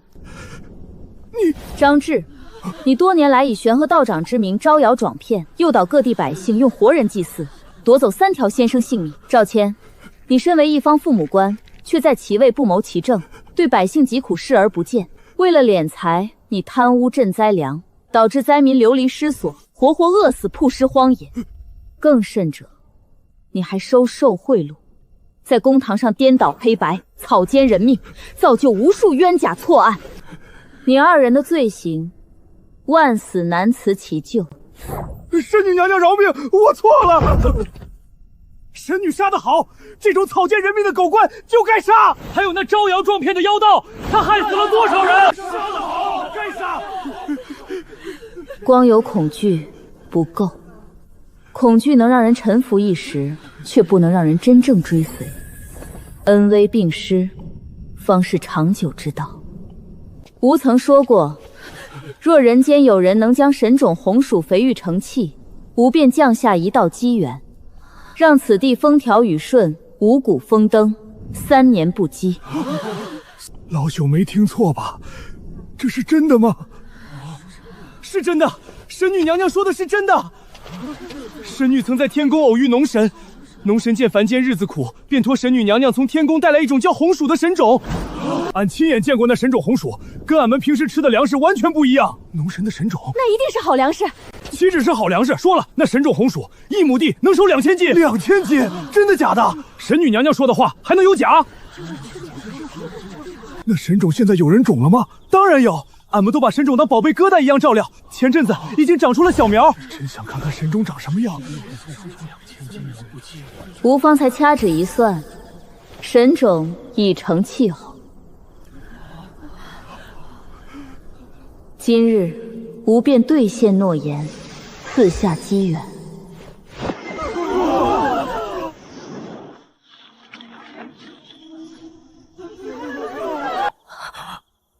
麦子熟了，熟了，麦子熟了！这不是和我们等价的那掐我！神仙显灵，神仙显灵啊！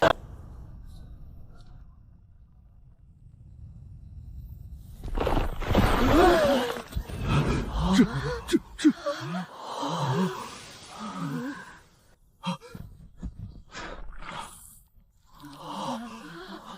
神种长成了，一定是神女娘娘显灵。神女娘娘慈悲，神女娘娘大慈大悲，求神女娘娘留在信都城，让我们为您修建庙宇，塑金山，日日供奉您。求你留在城中吧。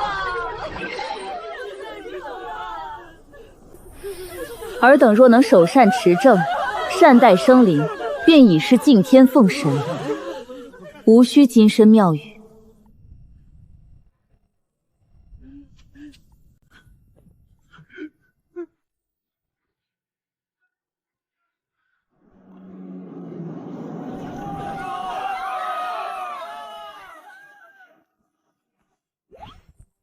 宿主，怎么啦？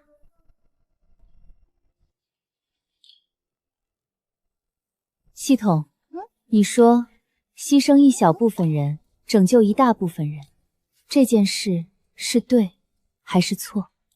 这问题太复杂了，连我的资料库里都没有标准答案。但是，我觉得只要是宿主做下的决定，就一定是对的。这么相信我？宿主，你是好人。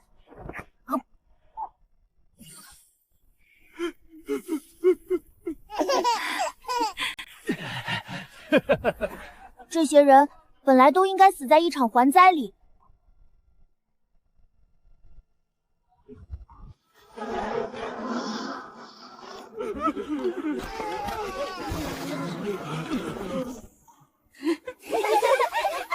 宿主，是你改变了他们的命运。限时抽奖池是不是出了新套装？是的，这次的限时套装是千人千面套装，只有一套。对，限时抽奖池的套装都是随机刷新的。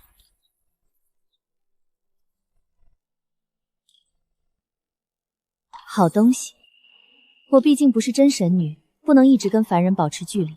每次扮演完神女都藏去荒野，时间久了，迟早真成野人。抽。恭喜宿主获得千人千面套装面具部件无相面，恭喜宿主获得千人千面套装衣袍部件万象衣，恭喜宿主获得千人千面套装声破部件千音破，恭喜宿主获得千人千面套装头发部件幻丝。使用次数居然只有一次，宿主可以强化升级，升一级就能增加一次使用次数。算了，先不强化，凑合着用吧。宿主，千人千面要先捏一张脸才能换上，那就捏一个能走进人间的身份。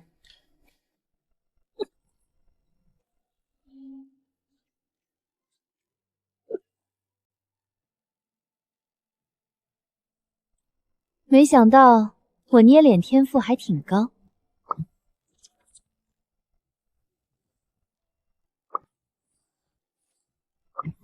宿主，新身份要保存吗？保存。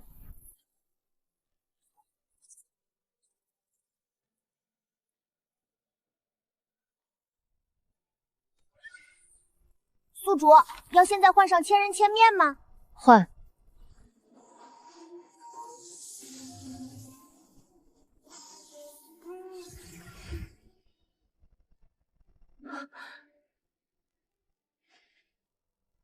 这张脸我太熟悉了，在金三角卧底的那些年，我无数次觉得自己撑不下去，是这张脸的主人陪我走过一次又一次。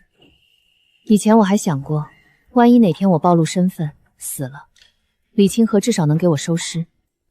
结果他比我更早死，我连给他收尸的机会都没有。如今想想，收不到尸也算好事。虽然拿死法做比较像是地狱玩笑，但我被炸死确实比他被折磨死舒服。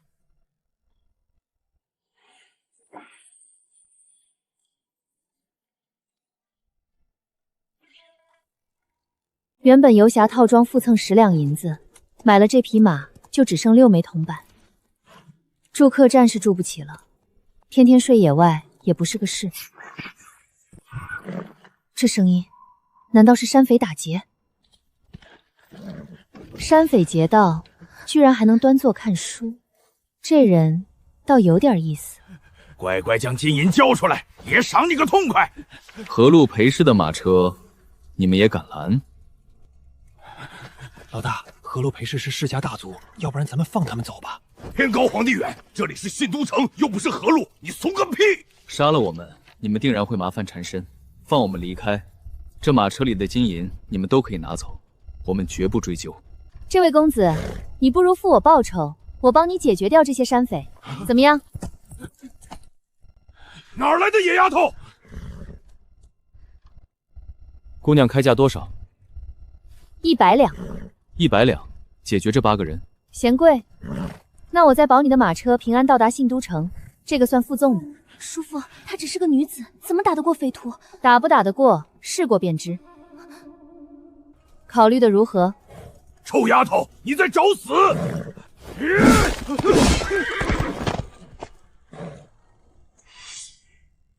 喂，过了这个村，可就没这个店了。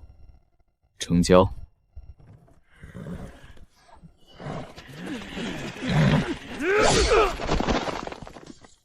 母亲的笑是端庄的，府上下人的笑是讨好谄媚的，姐妹们的笑是矜持的。我从未见过这般恣意洒脱的笑。怎么样，女子手中若是有利刃，是不是也不弱于男子？100两。之后还要劳烦姑娘护送。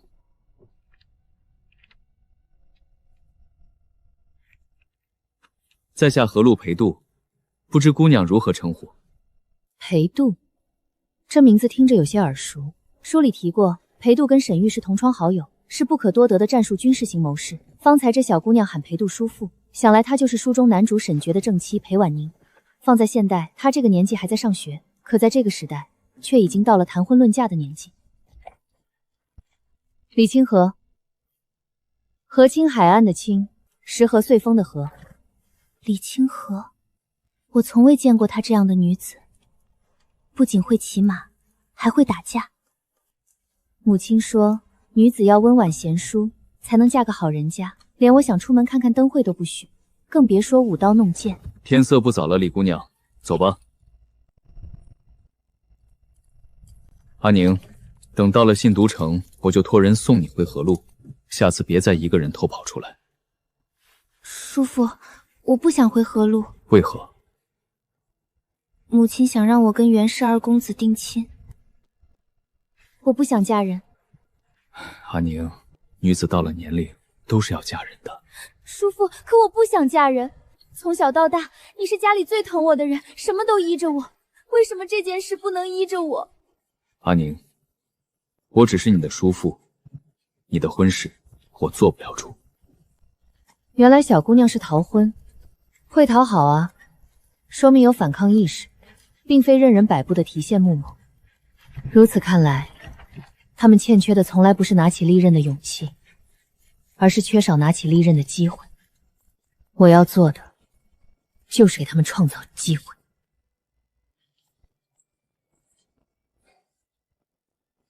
李姑娘，此番多谢。钱货两清，告辞。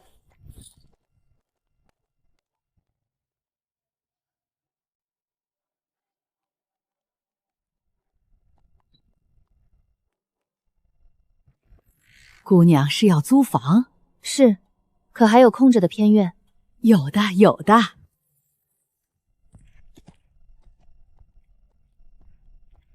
这偏院安静是安静，就是旧了些。姑娘若嫌弃，不嫌弃，有这条件，还有什么好挑剔的？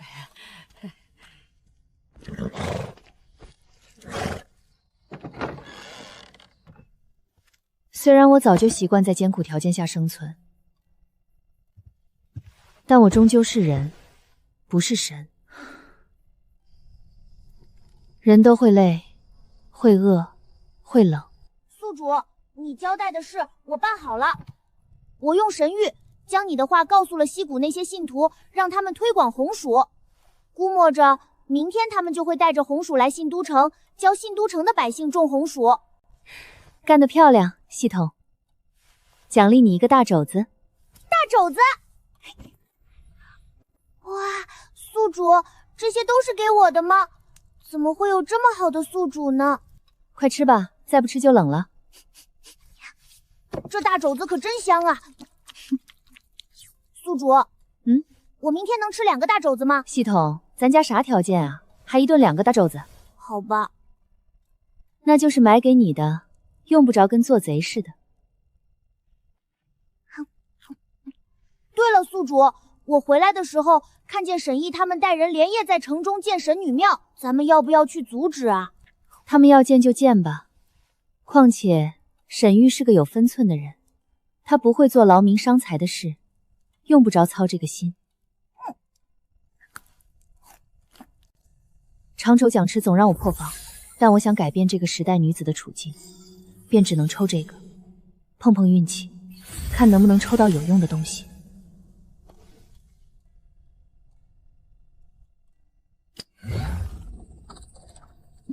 恭喜宿主获得国色芳华套装，步步生莲。恭喜宿主获得9天玄阴套装，手持部件，冷却120小时。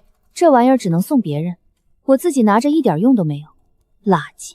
恭喜宿主获得天机百将套18件之一百弓匣，每次开箱随机获得一种工业匹能，收集所有部件，解锁百工百业技能。系统，怎么了？你知道吗？我刚刚抽到了绝世大宝贝。这可是能点亮科技树的东西啊！只要收集齐千机百将套装，我就能获得各行各业核心技术。到时候想造什么造不出来。宿主，你该不会是100连抽只抽到3个高级时装部件，气疯了吧？你懂什么？从今天开始，我要点亮科技树了。冷静，不能上头。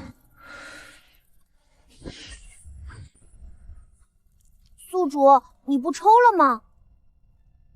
不抽了。眼下我已获得的那些时装，基本技能都在冷却当中。倘若不留点震惊值，一旦出点什么问题，就会影响我所有布局。这是我从小养成的习惯，任何时候都要留后手，留底牌，不然会没安全感。宿主，这就是你说的绝世大宝贝？对。怎么了？不行，不行，我得先去洗个手。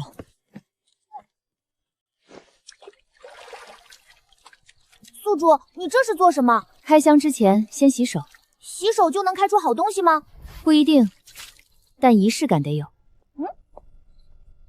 没有飞机大炮，给我来个蒸汽机或者屈原炉、纺织机都行，我不挑。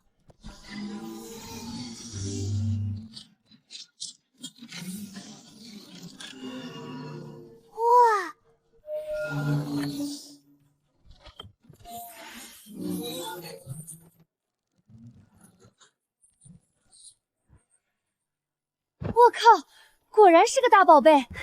宿主，不就是一台纺织机吗？这玩意儿拿到古代来，等于什么？等于工业革命的火车头被人一巴掌拍进了农耕文明的棋盘里。纺织业将直接跳过手摇纺车时代，从单顶变成多顶，生产效率会翻几倍，甚至10几倍。可是宿主，这不就是一台早就被时代淘汰掉的老古董吗？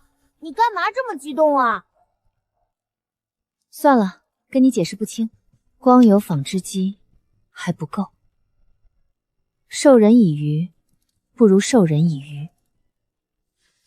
系统，你马上出去打听打听，信都城中有没有比较出名的工匠？工匠？对，我要利用这台纺织机，让这个时代的人掌握制造纺织机的技术。宿主，用不着出去打听啊。我回来的时候看沈玉他们建神女庙，听见有人说那个苏阿恒就是信都城内手艺最好的工匠。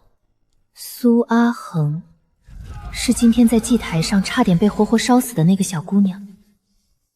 宿主，系统，明天我给你买2个大肘子。好啊，好啊。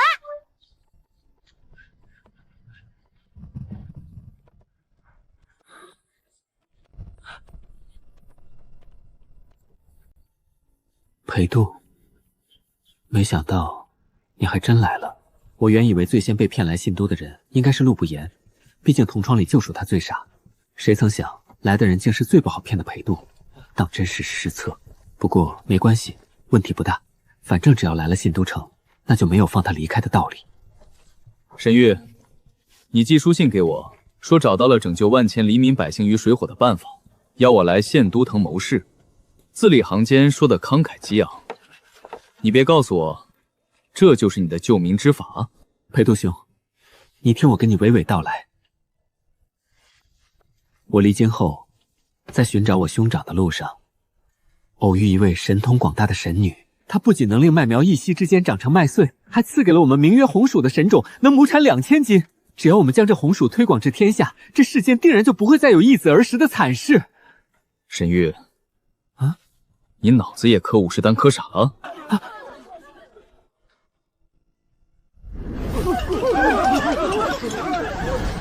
那50坦不是好东西，你若还是我认识的那个沈玉，就别再服用，否则你我就此别过吧。我真没服50散。你应该知道，你兄长最讨厌巫蛊之术跟那些方子炼的丹药，倘若被他知晓你在服用50散，他定饶不了你。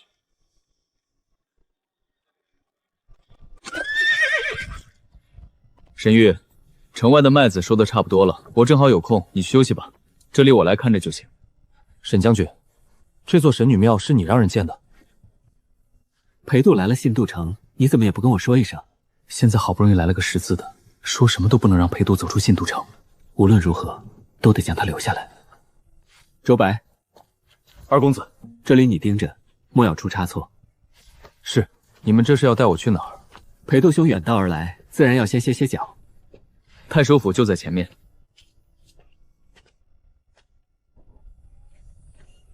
这太守府怎么成了这样？信都太守呢？那厮鱼肉百姓，作恶多端，触怒神女，遭神女降下神罚，当场暴毙了。沈玉这位兄长年少成名，素来痛恨鬼神之说，甚至因此得罪国师，被贬出京，遭圣上厌弃，试图毁于一旦。按理说，他应该更加痛恨鬼神之说，可他说起神女二字时，竟是那样理所当然，没有半分调侃与犹疑，这十分反常。沈将军，你什么时候也开始信这些鬼神之说？以前不信，那是因为没遇见神女，就像井底之蛙从未见过外面的天地，便以为天地只有井口那么大。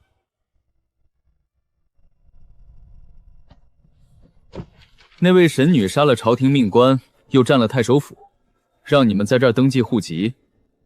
怎么，你们是想跟着她造反？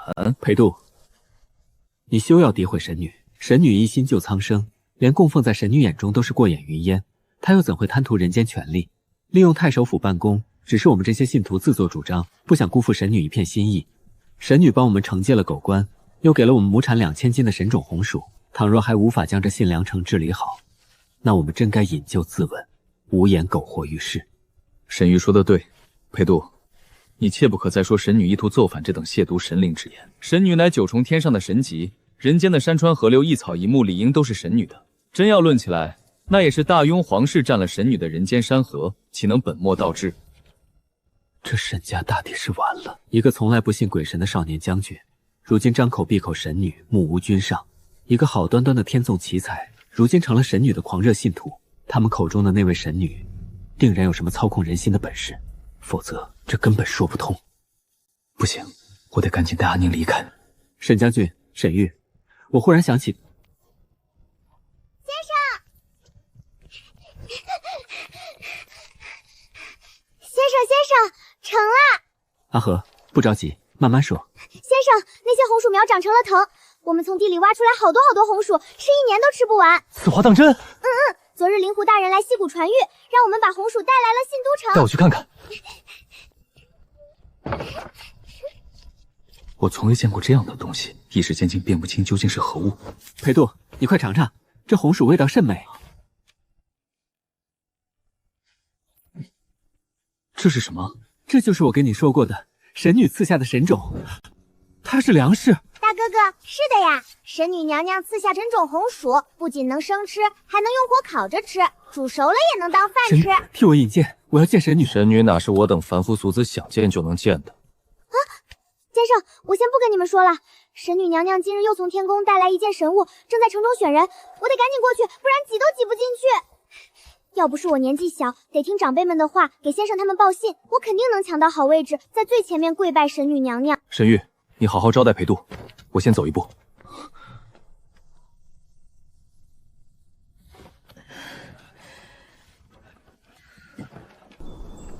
瞧着还是不够完美。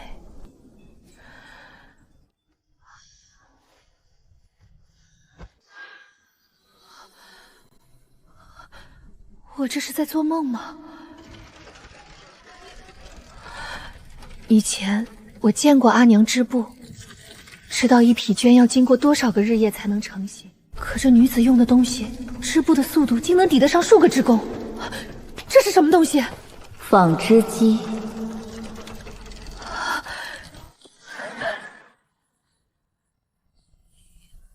阿恒，阿恒。阿爷，快去洗把脸。听人说神女临凡了，神女娘娘对咱们祖孙有救命之恩，我们得去拜拜娘娘。阿爷，知不知道有一种纺织机，一个人能顶数人织布？你怕是累糊涂了，便是天上的织女，恐怕也没这等本事。咱们快走吧，莫误了时辰。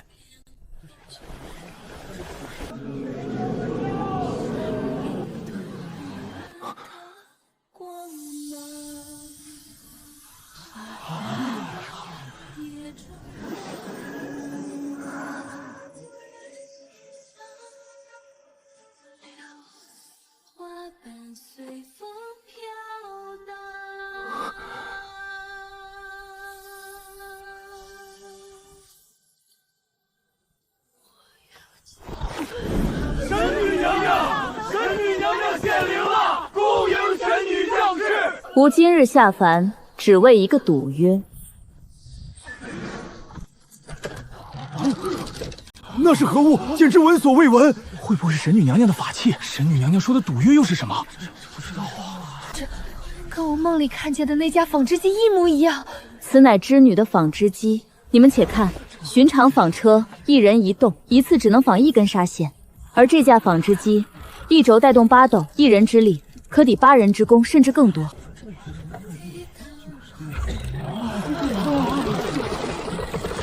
当真神物啊！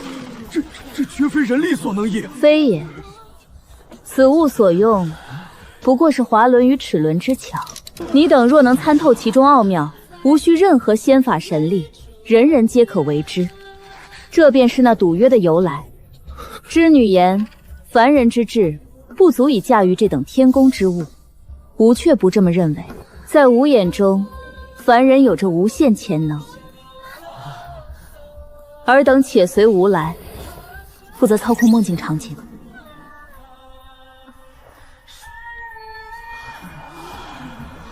600年前，世人皆种平原沃土，无人敢上山开封种粮食。可人口日增，平地已不够养人。山上种稻子，你怕不是到时候连种子都收不回来哟？他用了20年，将一座荒山变成了1000亩梯田。天下人恍然大悟，原来山上也能种出粮食，平地也能养活人。500年前，天下轻儒，学宫荒废，读书人皆被视为无用之人。如今这世道，读书有何用？不如去种地。地种不好，荒的是一季；人心若荒了，荒的是一辈子。他教出的弟子遍布天下。他死后，乡人自发为他立碑，碑上只刻4个字：斯文在兹。400年前，吴越地界出现了第一座不用桥墩的石拱桥。它的建造者河道那么宽，不用桥墩，桥怎么立得住？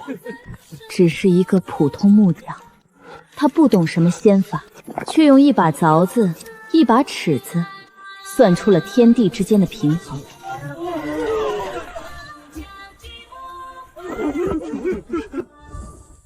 300年前，朝廷禁海，商路断绝，南方的茶叶、丝绸等物品运不出去，北方的马匹、皮宝等物品运不进来。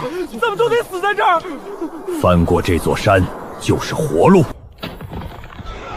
他足足用了3年时间，走通了那条被大雪封了数百年的商道。从此，南北货物得以互通，沿路城镇因商贾到来而变得繁华。凡人的智慧远不止这些，所谓潜能也不在天赋异禀，而在明知不可为而为之，敢叫日月换新天。吾自天地初开便诞生于这世间，万万年来见过生灵无数，唯有凡人让吾看到了这种潜能，将一件件不可能的事变成可能。为此，吾不惜以自身万年修为与织女对赌，赌你们定能胜天半子。没想到神女竟会为了我们替凡人争一口气，用自身修为与织女对赌。若此间能造出百打纺织机，织出1000匹良布，便算无赢。我须得提醒一句，这纺织机终究是天宫之物，凡人若想参透其中奥妙，必定遭受反噬，轻则伤残，重则身死。现在，可有人愿接此重任？轻则伤残，重则身死，这不是儿戏啊，这是拿命在赌。家中为了供我读书，都勒紧裤腰带过活。倘若我未能闯出名堂，便身死道消，这如何对得起家中父母和妻儿？这一家子该怎么办？兄长，神女行事皆有章法，你对织布纺纱一窍不通，即便你上前请命，神女也不会选你。听人劝，吃饱饭。我初来乍到，还是不要贸然出头为好，免得冒犯神灵。若是无人愿意，吾也不勉强。神女娘娘，我愿意替您分忧。我不懂别的，可织布纺纱这事儿，我打小就会。神女娘娘，您如此信任我们，我就算是残了、死了，也绝不让您失望。那不是张家嫂子吗？你认识她？逃荒之前跟周家是一个村的，她身后乔爽10里8乡都出了名的，所以大家都叫她巧娘。那她有个出点什么事儿，她孙子可怎么办呀？张嫂子，我不会说什么漂亮话，但我向你保证，你要是有个3长2短，我给你养孙子，只要我赵大活着一天，就绝对饿不着他。谢谢，谢谢。张嫂子，你咋能给我磕头？我受不起啊！请神女娘娘将此重任交给我们，若能参透这纺织机的奥妙，无论是反噬也好，天罚也好，我愿一人承担。神女娘娘，阿恒只是个小丫头，说话也没个分寸，您别听她的。就是，这是我们大家伙事，也算我一个。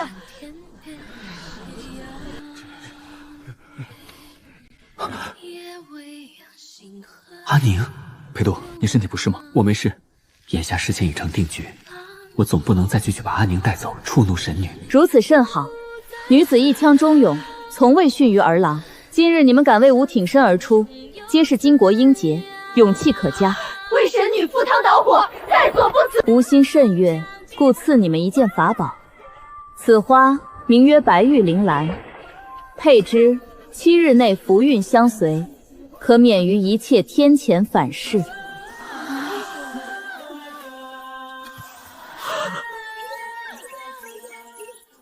张嫂子，别愣着了，神女娘娘将法宝赐给了你，你还不快谢恩？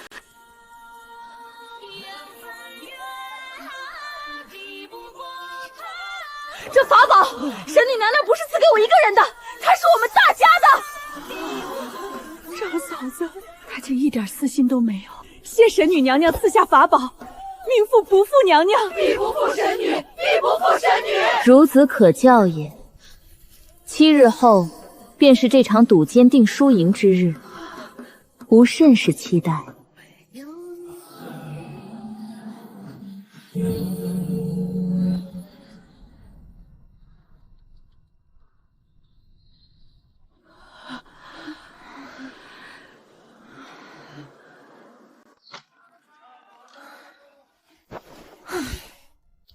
僵死我了！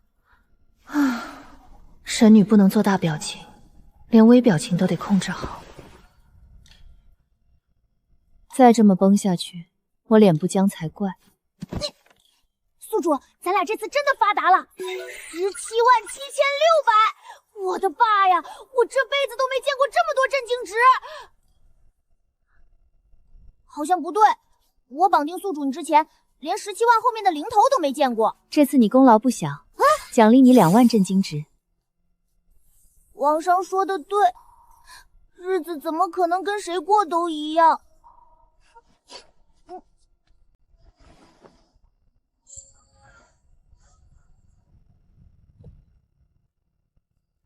现在已经有了李清河这个身份，再强化千人千面有点浪费，现实池也没刷新。那就试试看，能不能把天横招之和千机百将剩下的部件抽出来，随便来哪套都行，我不挑，真的。恭喜速得国色风华套装耳环部件朱蕊含香，恭喜宿主获得国色风华套装面装部件花神泪。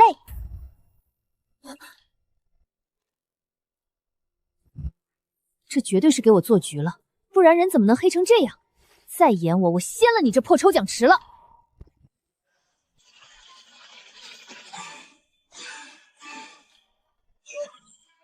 别来了，求求了，别来了！恭喜宿主获得国色芳华套装手持连部件荷叶儿香车，恭喜宿主获得天章套装挂件部件刑法之尺。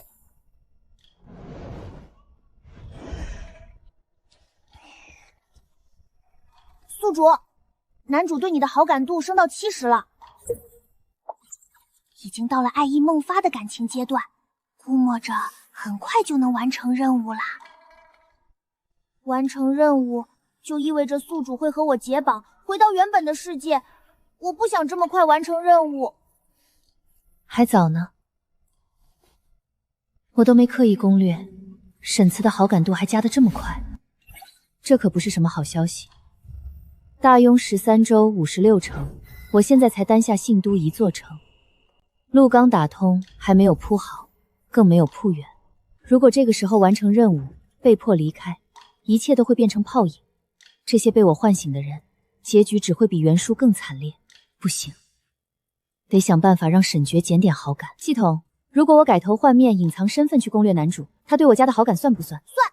宿主容貌虽然变了，但本质上你还是你。所以男主即便在不知情的情况下对你产生好感也是算的。系统，我突然想到一个攻略男主的好办法。什么办法？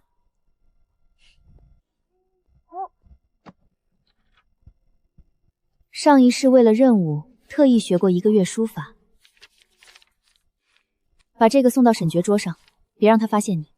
宿主，要不歇歇吧，也用不着这么急着去攻略男主。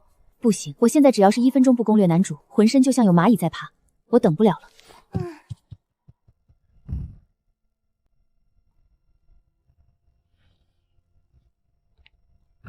蝗灾之祸落定后，信都能这么快恢复，少不了沈玉和沈爵的功劳，也少不了那些默默无闻共同维护这座城的人。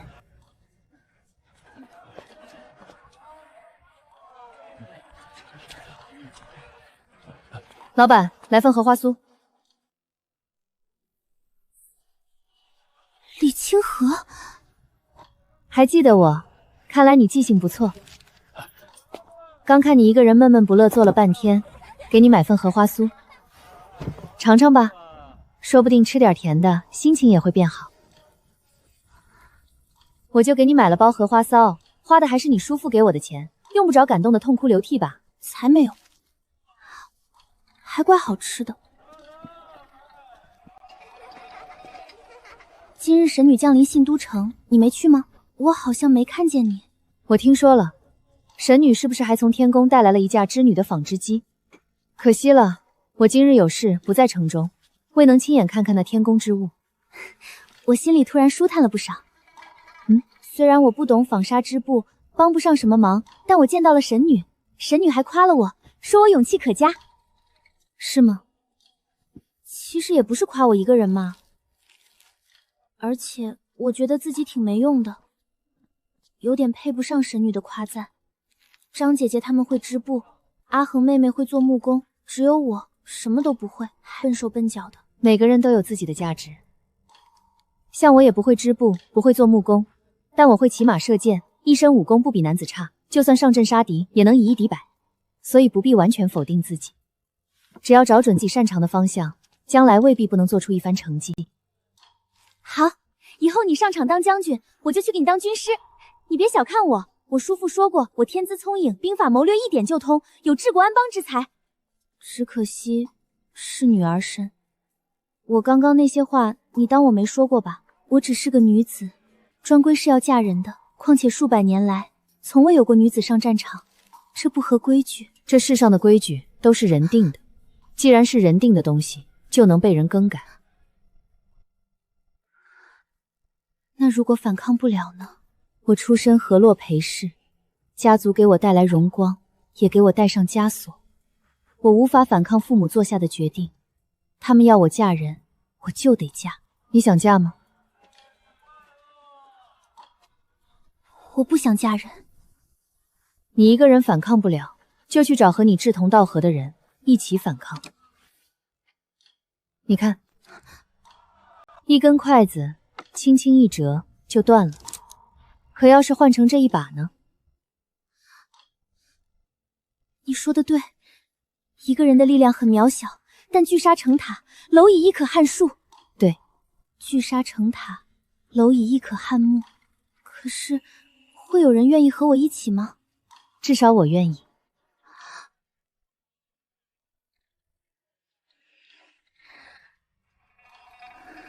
你家里打算让你跟谁定亲？之前家里是让我跟袁氏二公子定亲，我逃走了。如今他们又让我嫁给沈氏大公子。沈氏大公子，听说他还是当朝大将军。大将军，很好，我去会会他。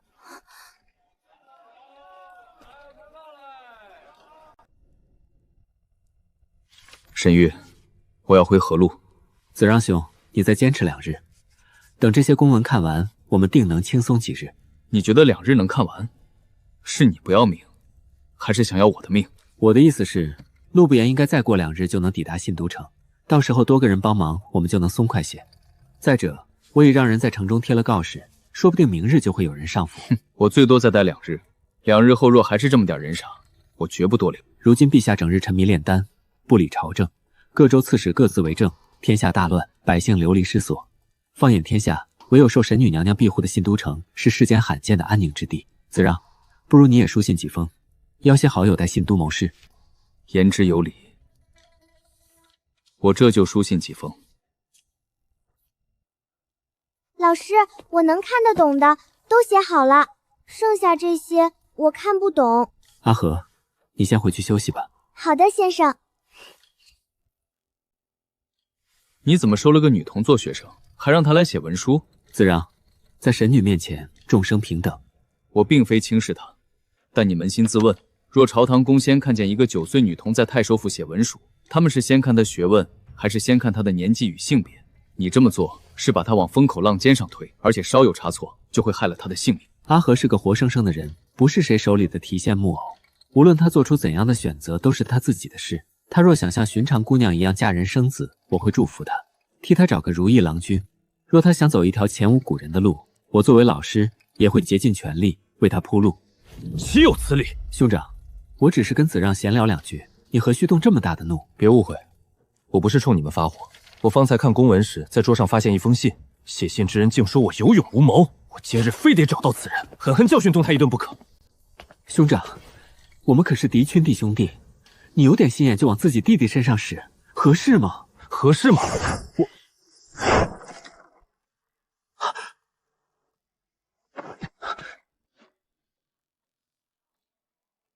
我为何刺杀我？你就是那位受人追捧的沈大将军，本人瞧着也不怎么样嘛。不仅是个小白脸，连年纪看着也比阿宁大了不少。谁派你来的？你说的阿宁又是谁？李姑娘，你这是何意？没别的意思，我就是看不惯你们强迫一个小姑娘嫁人，嫁的还是这么个徒有虚名的小白脸。我堂堂7尺男儿，怎会做强迫小姑娘这等龌龊事？你休得胡言！沈将军，你还不知道此事，什么事？宁远侯已经为你与我大哥的独女婉宁定下了婚约。裴兄，这婚事是家父自作主张，我此前并不知情。我即刻书信一封，让父亲将婚事退掉。劳烦裴兄替我跟令哥解释一二，我愿在能力范围内补偿裴小姐。